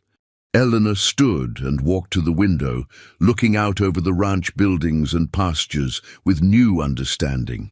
Everything she could see, the careful layout of buildings, the strategic positioning of water sources, the natural barriers that made the property easy to defend, had been planned by someone who understood land management intimately. But underneath it all lay potential wealth that could transform not just individual lives, but the entire economic structure of the region. "There might be another approach," she said finally, turning back to face James. "What if instead of trying to fight Dalton's foreclosure, we beat him at his own game?" James raised his eyebrows. "I'm not sure I follow." Eleanor returned to the desk and studied the mineral survey maps more carefully. "Dalton's strategy depends on acquiring this land cheaply and then developing the mineral rights himself. But what if we develop those rights first? Eleanor, mineral development requires enormous capital investment. We're talking about mining equipment, processing facilities, transportation infrastructure. Even if we had legitimate mineral deposits, we couldn't possibly afford to develop them. Not by ourselves, Eleanor agreed. But what if we found partners who could provide the capital in exchange for a share of the profits? Partners who would be willing to pay us enough up front to clear the current debts and provide operating capital for the ranch. James stared at her, and Eleanor could see his mind working through the implications of what she was suggesting. "You're talking about forming our own development company." "Exactly. If these mineral deposits are as valuable as the surveys suggest, there would be legitimate investors willing to partner with us. People who would prefer to work with the current landowners, rather than wait for Dalton's foreclosure and try to negotiate with him. But we don't have any experience with mineral development, any connections in that industry." Eleanor smiled, feeling the familiar surge of excitement that came with a complex organizational challenge. "No, but we have something Dalton doesn't. Expect us to have advanced knowledge of his strategy and detailed information about the mineral deposits he's trying to acquire." She pulled out a piece of paper and began sketching a rough organizational chart. "What if we contacted Thomas Brennan and asked him to quietly identify potential investors who might be interested in a mineral development partnership? People who understand the industry but aren't connected to Dalton's network? That's incredibly risky. If we're wrong about the mineral values, or if we can't find suitable partners, then we're no worse off than we are now," Eleanor interrupted. "James, you're going to lose this ranch in 4 weeks, unless we find a way to raise $2,400. Traditional ranching operations can't generate that kind of money in such a short time. But if we're sitting on top of mineral deposits, worth hundreds of thousands of dollars, then we have an asset we can leverage." James walked to the window and stared out at the land his father had spent 20 years building into a successful ranch. Eleanor could see the conflict in his posture, the desire to preserve his family's legacy, warring with the recognition that dramatic action might be their only hope for survival. "There's another consideration," Eleanor said quietly. "If Dalton succeeds in foreclosing on this ranch and develops the mineral rights himself, what happens to all the other independent ranchers in the county? How long before he starts manufacturing reasons to foreclose on their properties too? The question hung in the air between them. Eleanor understood that she was asking James to risk everything on a strategy that could either save the ranch or destroy it completely. But she also understood that doing nothing guaranteed destruction, while taking action at least offered the possibility of victory. "You really think we could pull this off?" James asked finally. Eleanor looked around the office, seeing not just the immediate crisis of debt and foreclosure, but the larger pattern of systematic transformation she'd been orchestrating since her arrival. "James, 3 weeks ago you hired a woman who was considered worthless by her entire community. Since then, she's reorganized your household operations, saved you from false criminal charges, and developed a strategic plan that could turn the tables on your enemies completely. Your point being? My point being that sometimes the most valuable resources are the ones that nobody else recognizes. Dalton thinks he's dealing with a failing ranch run by an inexperienced young man. He has no idea that he's actually up against a partnership that combines your knowledge of land and cattle with my skills in organization and strategic planning." James turned back to face her, and Eleanor could see decision crystallizing in his expression. "What do you need from me?"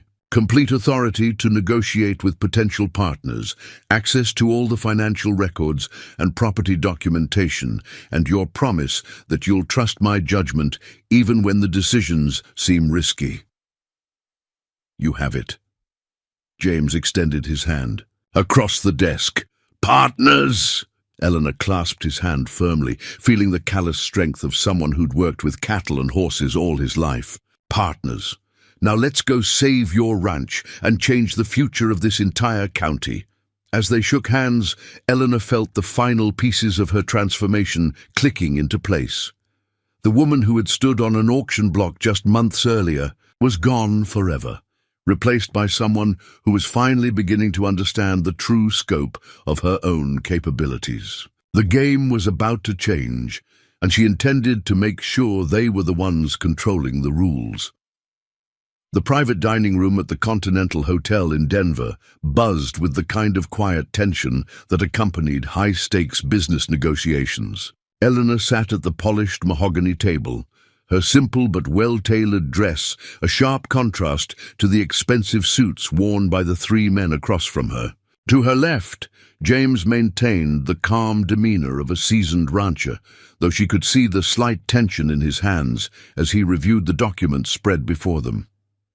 2 weeks had passed since their decision to pursue mineral development. Partnerships.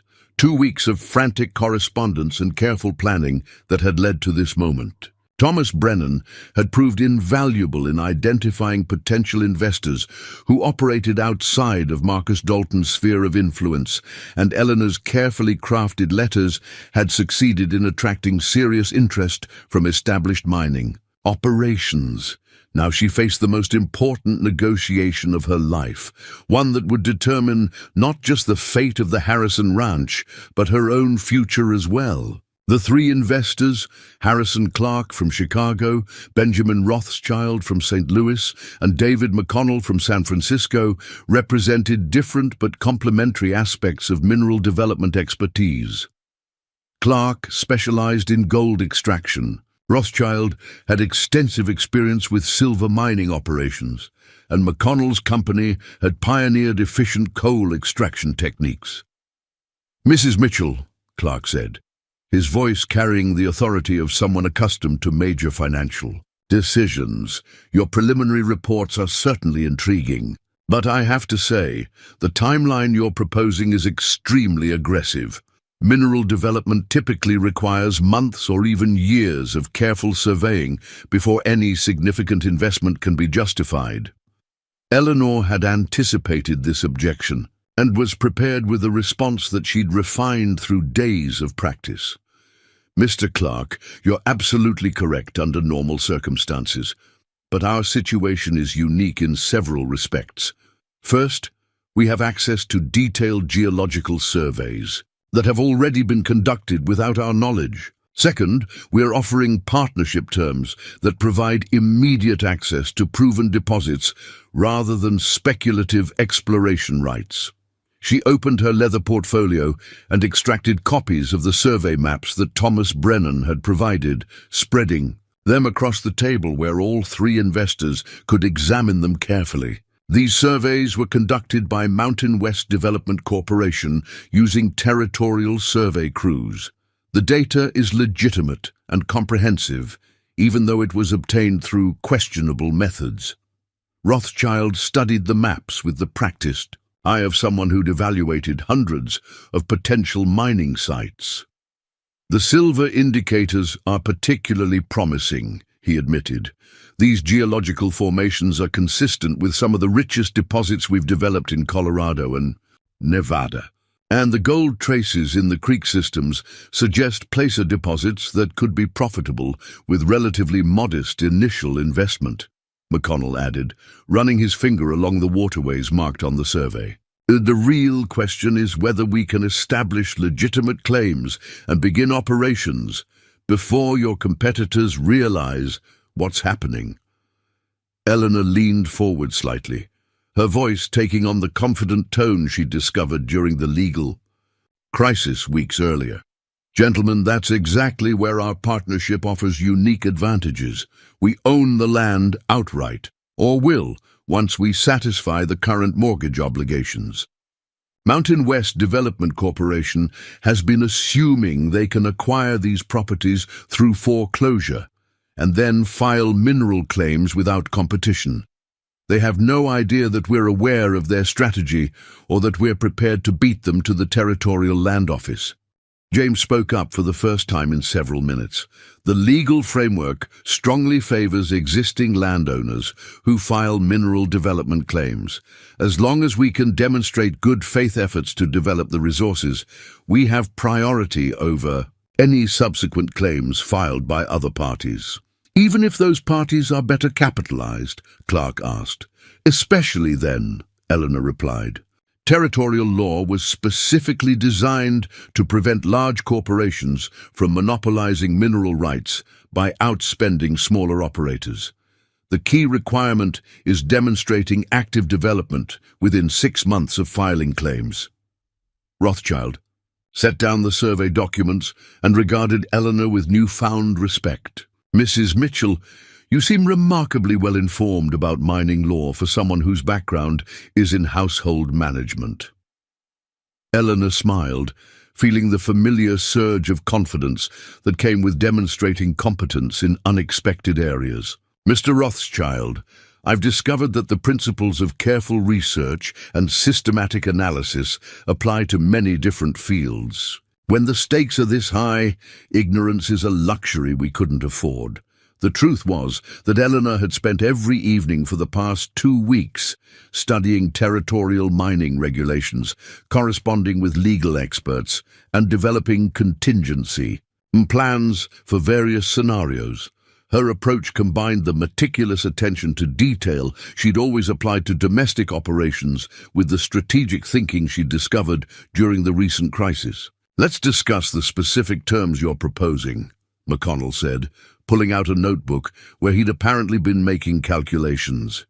You're asking for immediate payment of $50,000 in exchange for a 60% partnership interest in all mineral development rights. That's a substantial premium over typical exploration investments. Eleanor had expected this negotiation point and was ready with a comprehensive response. Mr. McConnell, our proposal reflects several factors that distinguish this opportunity from typical mineral investments.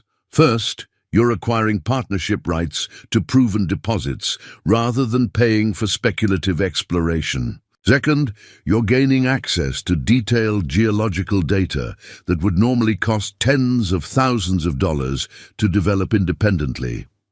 She paused, letting the financial implications sink in before continuing. Most importantly, you're preventing a well-capitalized competitor from acquiring the same resources through foreclosure proceedings. Mountain West Development Corporation has been planning to acquire these properties for less than $10,000 total. Our partnership allows you to secure the same assets for a fraction of what you'd pay in a competitive bidding situation. James nodded approvingly. And we're offering something that most mineral partnerships don't include: complete operational control of the surface operations. The ranch will continue functioning as a cattle operation, providing supplementary income and ensuring that the partnership has diversified revenue streams. Clark consulted his own notes, then looked up with an expression of grudging admiration. You've clearly thought through the financial implications carefully, but I have to ask, what makes you confident that you can successfully manage complex mining operations when you have no direct experience in the industry? The question struck at Eleanor's deepest remaining insecurity, the lingering doubt about whether her abilities could translate to challenges this far outside her previous experience. But as she looked around the table at these successful businessmen who were taking her proposals seriously, she felt the same clarity that had guided her through every crisis since leaving Millfield. "Mr. Clark," she said quietly, "6 months ago, I was considered a worthless woman whose only value was as unpaid domestic labor.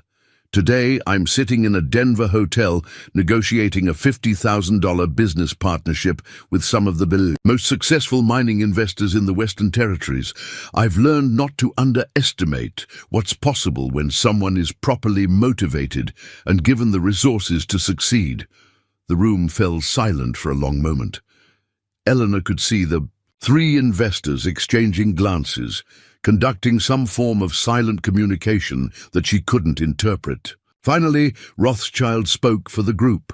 "Mrs. Mitchell, we've been involved in dozens of mining partnerships over the years, and we've learned to evaluate not just the geological potential, but the human element that determines whether projects succeed or fail.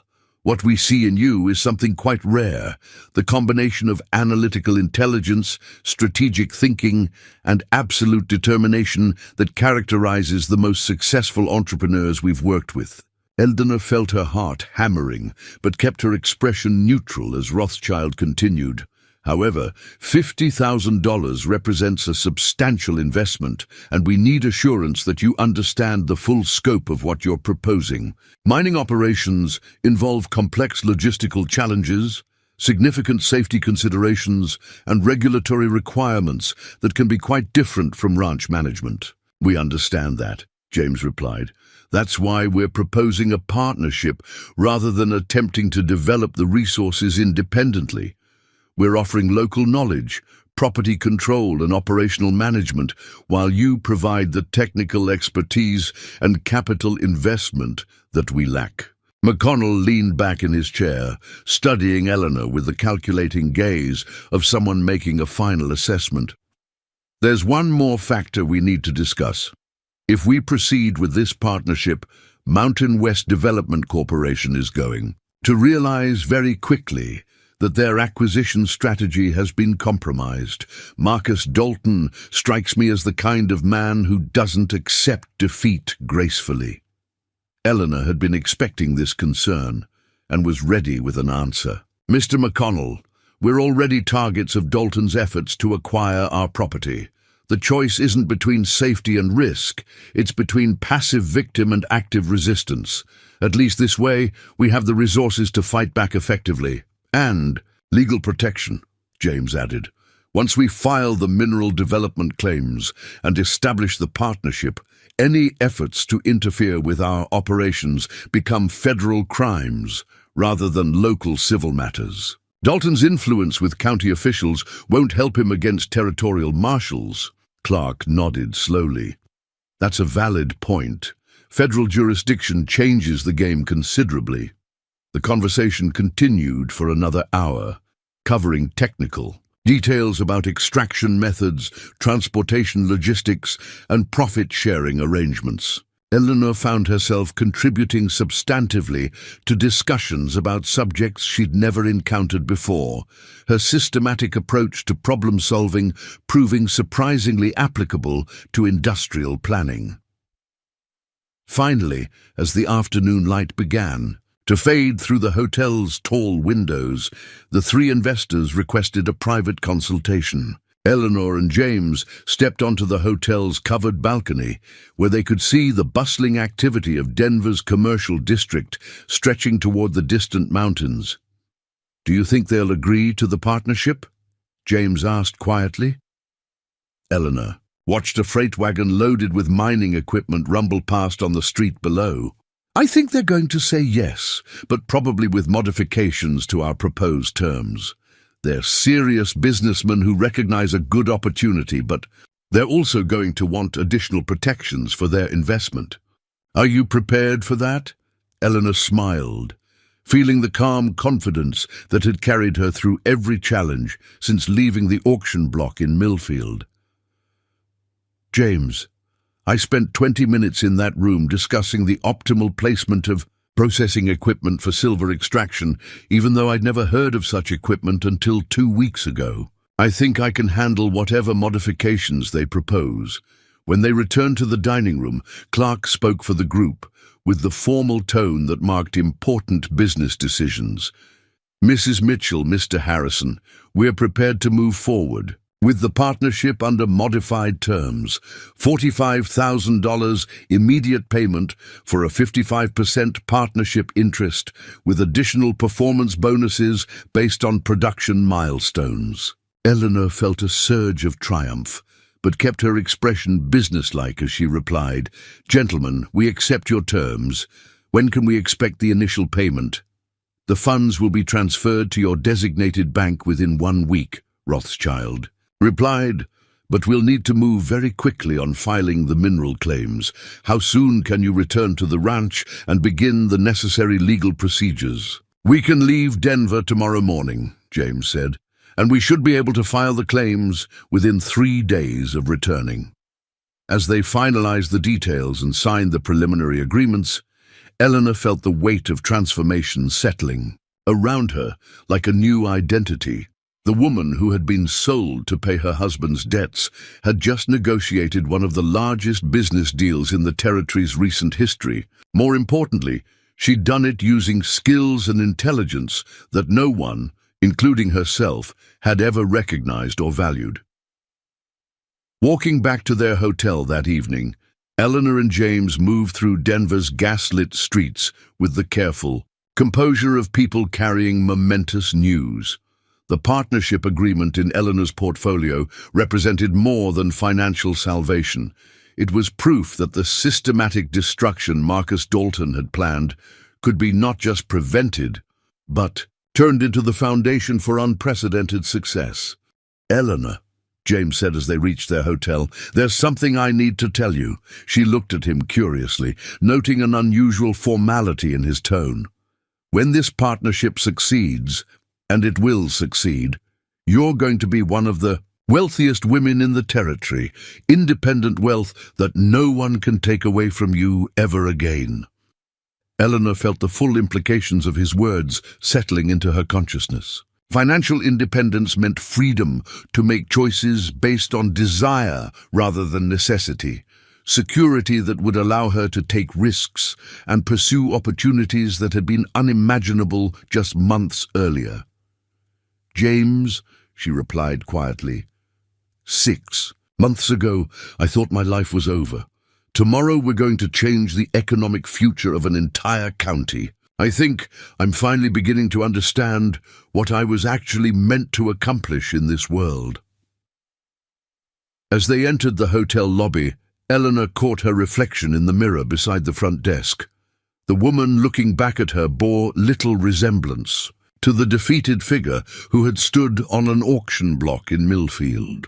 This woman carried herself with the confidence of someone who understood her own worth, someone who had learned to transform challenges into opportunities and obstacles into stepping stones toward unprecedented achievement. The territorial land office in Colorado Springs had never seen anything quite like the scene that unfolded on the crisp November morning when Eleanor Mitchell and James Harrison arrived to file their mineral development claims. Eleanor stepped down from their hired carriage, wearing a dark blue traveling dress that spoke of prosperity and purpose, her leather satchel containing documents that would reshape the economic landscape of Clearwater County forever. Behind them, Marcus Dalton's carriage pulled up with the sharp efficiency of someone who had expected to conduct routine business, only to discover that his carefully orchestrated plans were about to collapse spectacularly.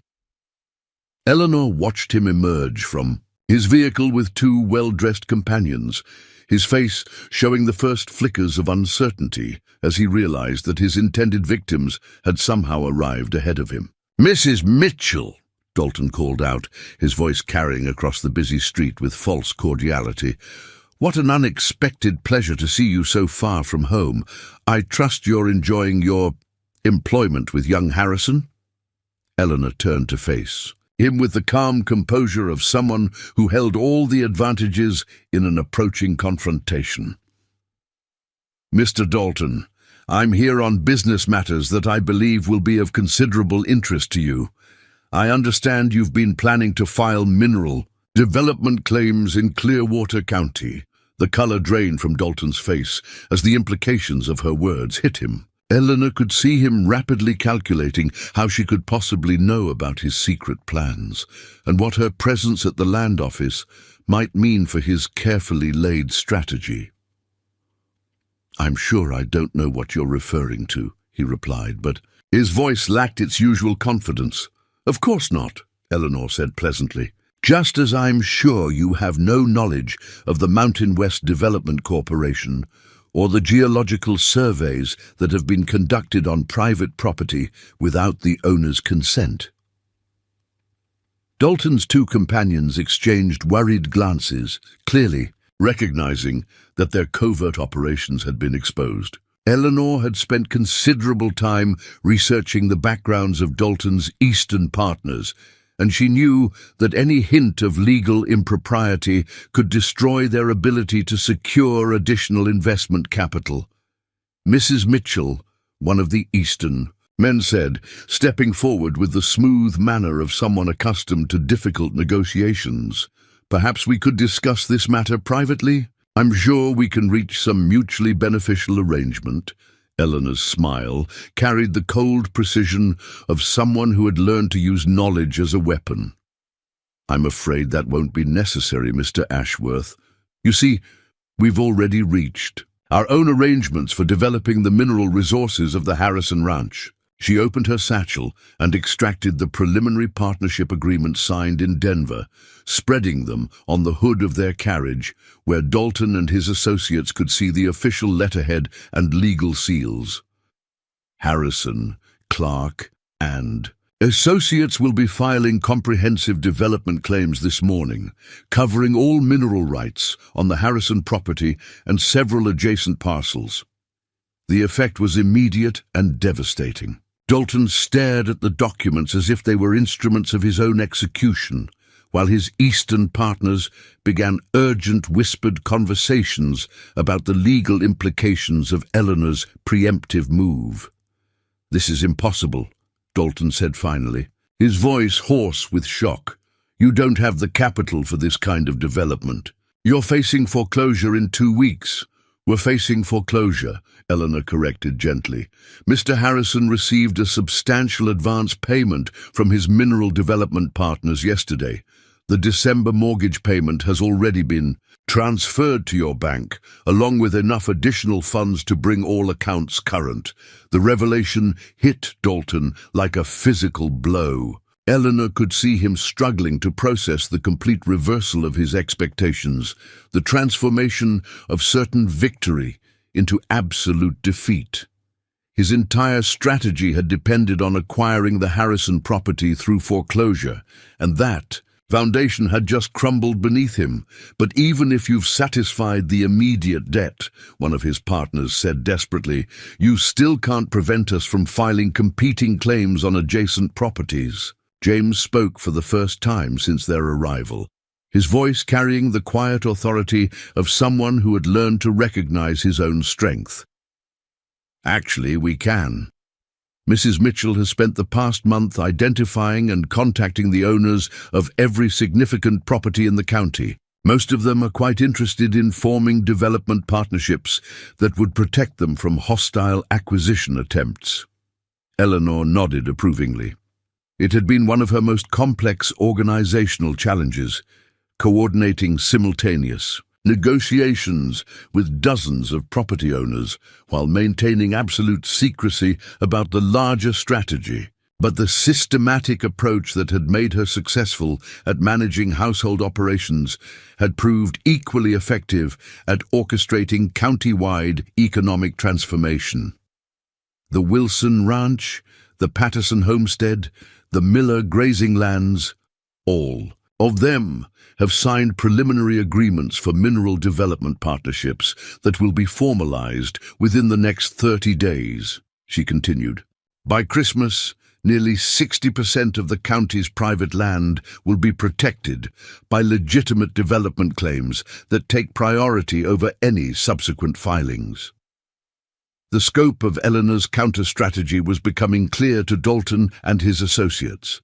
She hadn't simply defended one property, she had systematically organized the entire county's property owners into a coordinated resistance that made their acquisition plan impossible to execute. "This is preposterous," Dalton exploded, his carefully maintained facade finally cracking. "You're a domestic servant with no business experience, no legal training, no understanding of complex financial operations. You can't possibly have orchestrated something this sophisticated." Eleanor looked at him with the pitying expression of someone observing a man who had fundamentally misunderstood the nature of his opponent. "Mr. Dalton, that's exactly the kind of thinking that made your defeat inevitable. You assumed that because I was sold at auction to pay debts, I must be worthless. You never considered that you might be facing someone with capabilities you'd never bothered to recognize." She stepped closer to him, her voice taking on the steel edge that had emerged. "During every crisis she'd faced since leaving Millfield, you saw a barren woman whose husband's gambling had reduced her to servitude.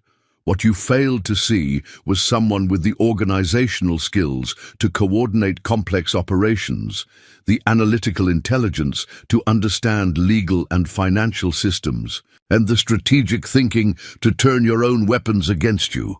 Dalton's face was purple with rage and humiliation. "You think you've won? You think this is over?" "I have connections throughout the territory, political influence that can destroy any business you try to establish." "Had connections," Eleanor corrected. "Mr. Rothschild's investigation revealed some very interesting information about your financial arrangements with territorial officials. It seems that several of your political allies are quite eager to distance themselves from Mountain West Development Corporation, especially now that federal investigators are examining the legality of your geological surveys." The final blow landed with devastating precision. Eleanor had learned from her Denver partners that corruption in territorial land management was a federal concern, and she'd made sure that the appropriate authorities received detailed information about Dalton's unauthorized survey activities. "Federal investigators," one of Dalton's partners asked, his voice tight with panic. "Unauthorized surveys on private property constitute theft of intellectual property under federal law," James explained, "especially when conducted as part of a conspiracy to defraud property owners of their mineral rights." Eleanor watched with satisfaction as Dalton's eastern partners began backing away from him, clearly unwilling to risk federal prosecution for the sake of a failed land acquisition scheme. The coalition that had seemed so powerful just minutes earlier was dissolving under the pressure of legal accountability. "Mrs. Mitchell," Dalton said, his voice now carrying a note of desperate pleading, "surely we can reach some accommodation. I'm prepared to offer very generous terms for a partnership arrangement." "Mr. Dalton," Eleanor replied with finality, "6 months ago you could have offered me honest employment at fair wages, and I would have been grateful for the opportunity. Today, you're facing financial ruin and possible federal prosecution, while I'm about to become one of the wealthiest women in the territory. I believe that demonstrates the consequences of underestimating people based on their circumstances, rather than their capabilities." As Dalton and his disintegrating coalition retreated toward their carriages, Eleanor and James entered the Territorial Land Office to complete the legal formalities that would secure their mineral claims. The clerk who processed their paperwork seemed impressed by the comprehensive nature of their filings, and the substantial fees they paid demonstrated the serious financial backing behind their development plans.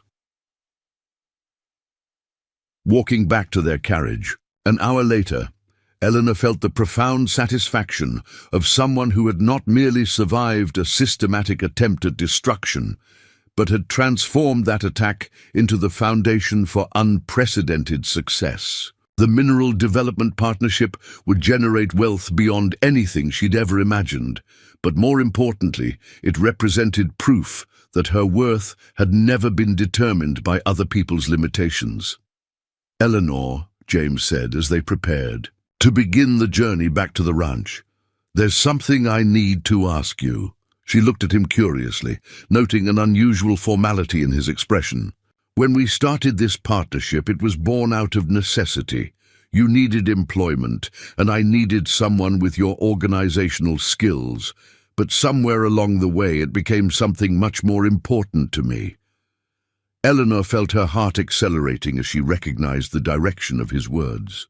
"You've proven that you're not just my business partner, but someone I want as my life partner. Eleanor Mitchell, would you do me the honor of becoming my wife?" The proposal came as no surprise. Eleanor had sensed the deepening emotional connection between them as they'd worked together to save the ranch and build their mineral development empire. But hearing the words spoken aloud filled her with a joy that transcended even her business successes. "James Harrison," she replied, "6 months ago I was sold at auction because I was considered barren and worthless. Today I'm a successful businesswoman who's about to become your wife by choice rather than necessity. Yes, I will marry you, but not because I need your protection or support.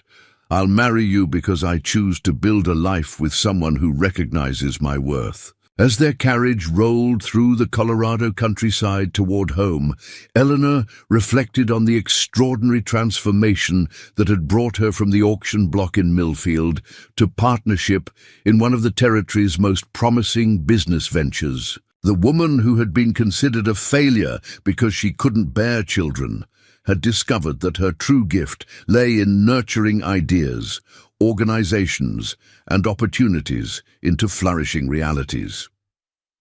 6 months later, Eleanor Harrison stood on the front porch of the greatly expanded ranch house, watching the controlled chaos of a mining operation that employed over 200 workers and generated profits that exceeded the wildest dreams of anyone in Clearwater County. The kitchen gardens that had been her first success at the ranch had grown into agricultural operations that supplied fresh food to 3 mining camps, while the organizational systems she'd developed for household management had been scaled up to coordinate complex industrial operations. But the transformation that meant the most to her was visible in the faces of the women who now worked in various capacities throughout the expanded operation. Former domestic servants had become supervisors and coordinators, their capabilities finally recognized and fairly compensated. The message was spreading throughout the territory that Eleanor Harrison's enterprises offered opportunities for women to discover and develop their true potential. As the sun set over the mountains that had yielded their mineral treasures to careful planning and systematic development, Eleanor placed her hand on her rounded belly, where the child she carried grew strong and healthy. The doctors had finally identified the medical condition that had prevented her previous pregnancies, a treatable issue that improved nutrition and reduced stress had gradually corrected. James emerged from the mining office, his face showing the satisfaction of someone who had learned to balance agricultural and industrial operations with equal skill. "The quarterly reports are final," he said, settling into the rocking chair beside her. "Our mineral partnerships are generating enough profit to expand operations into 3 additional counties." Eleanor smiled, feeling the baby move beneath her hand. "And the agricultural side? Record harvest, highest beef prices in 5 years, and more orders for garden produce than we can fill. Mrs. Eleanor Harrison, it appears that everything you touch turns to gold." "Not gold," Eleanor replied, watching the lights begin to twinkle in the workers' quarters that had become a small town in their own right. "Something much more valuable. I turn things into what they were always meant to be." As the evening stars appeared over the valley that had become the center of a mining empire, Eleanor Harrison reflected on the journey that had brought her from despair to triumph. The woman who had been sold to pay debts had discovered that her true value lay not in meeting other people's expectations, but in exceeding her own. She had learned that strength wasn't about enduring suffering, but about transforming challenges into opportunities. Most importantly, she had proven that no one was truly barren. Not of children, not of capabilities, not of worth. Sometimes it just took the right soil, the right conditions, and the right recognition of potential for the most extraordinary growth to begin. The Harrison Mining and Agricultural Corporation would become one of the most successful enterprises in the Western Territories, but Eleanor knew that its greatest achievement wasn't measured in dollars or acres. It was measured in the lives transformed, the opportunities created, and the proof that human potential could flourish in the most unexpected places when given the chance to grow.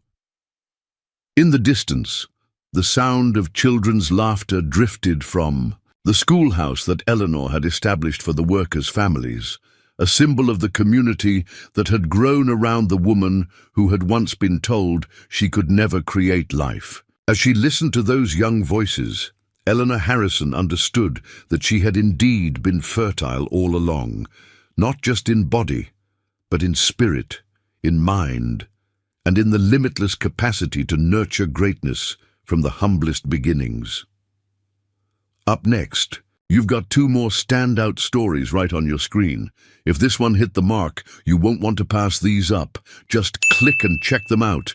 And don't forget to like, subscribe, and turn on the notification bell so you don't miss any upload from us.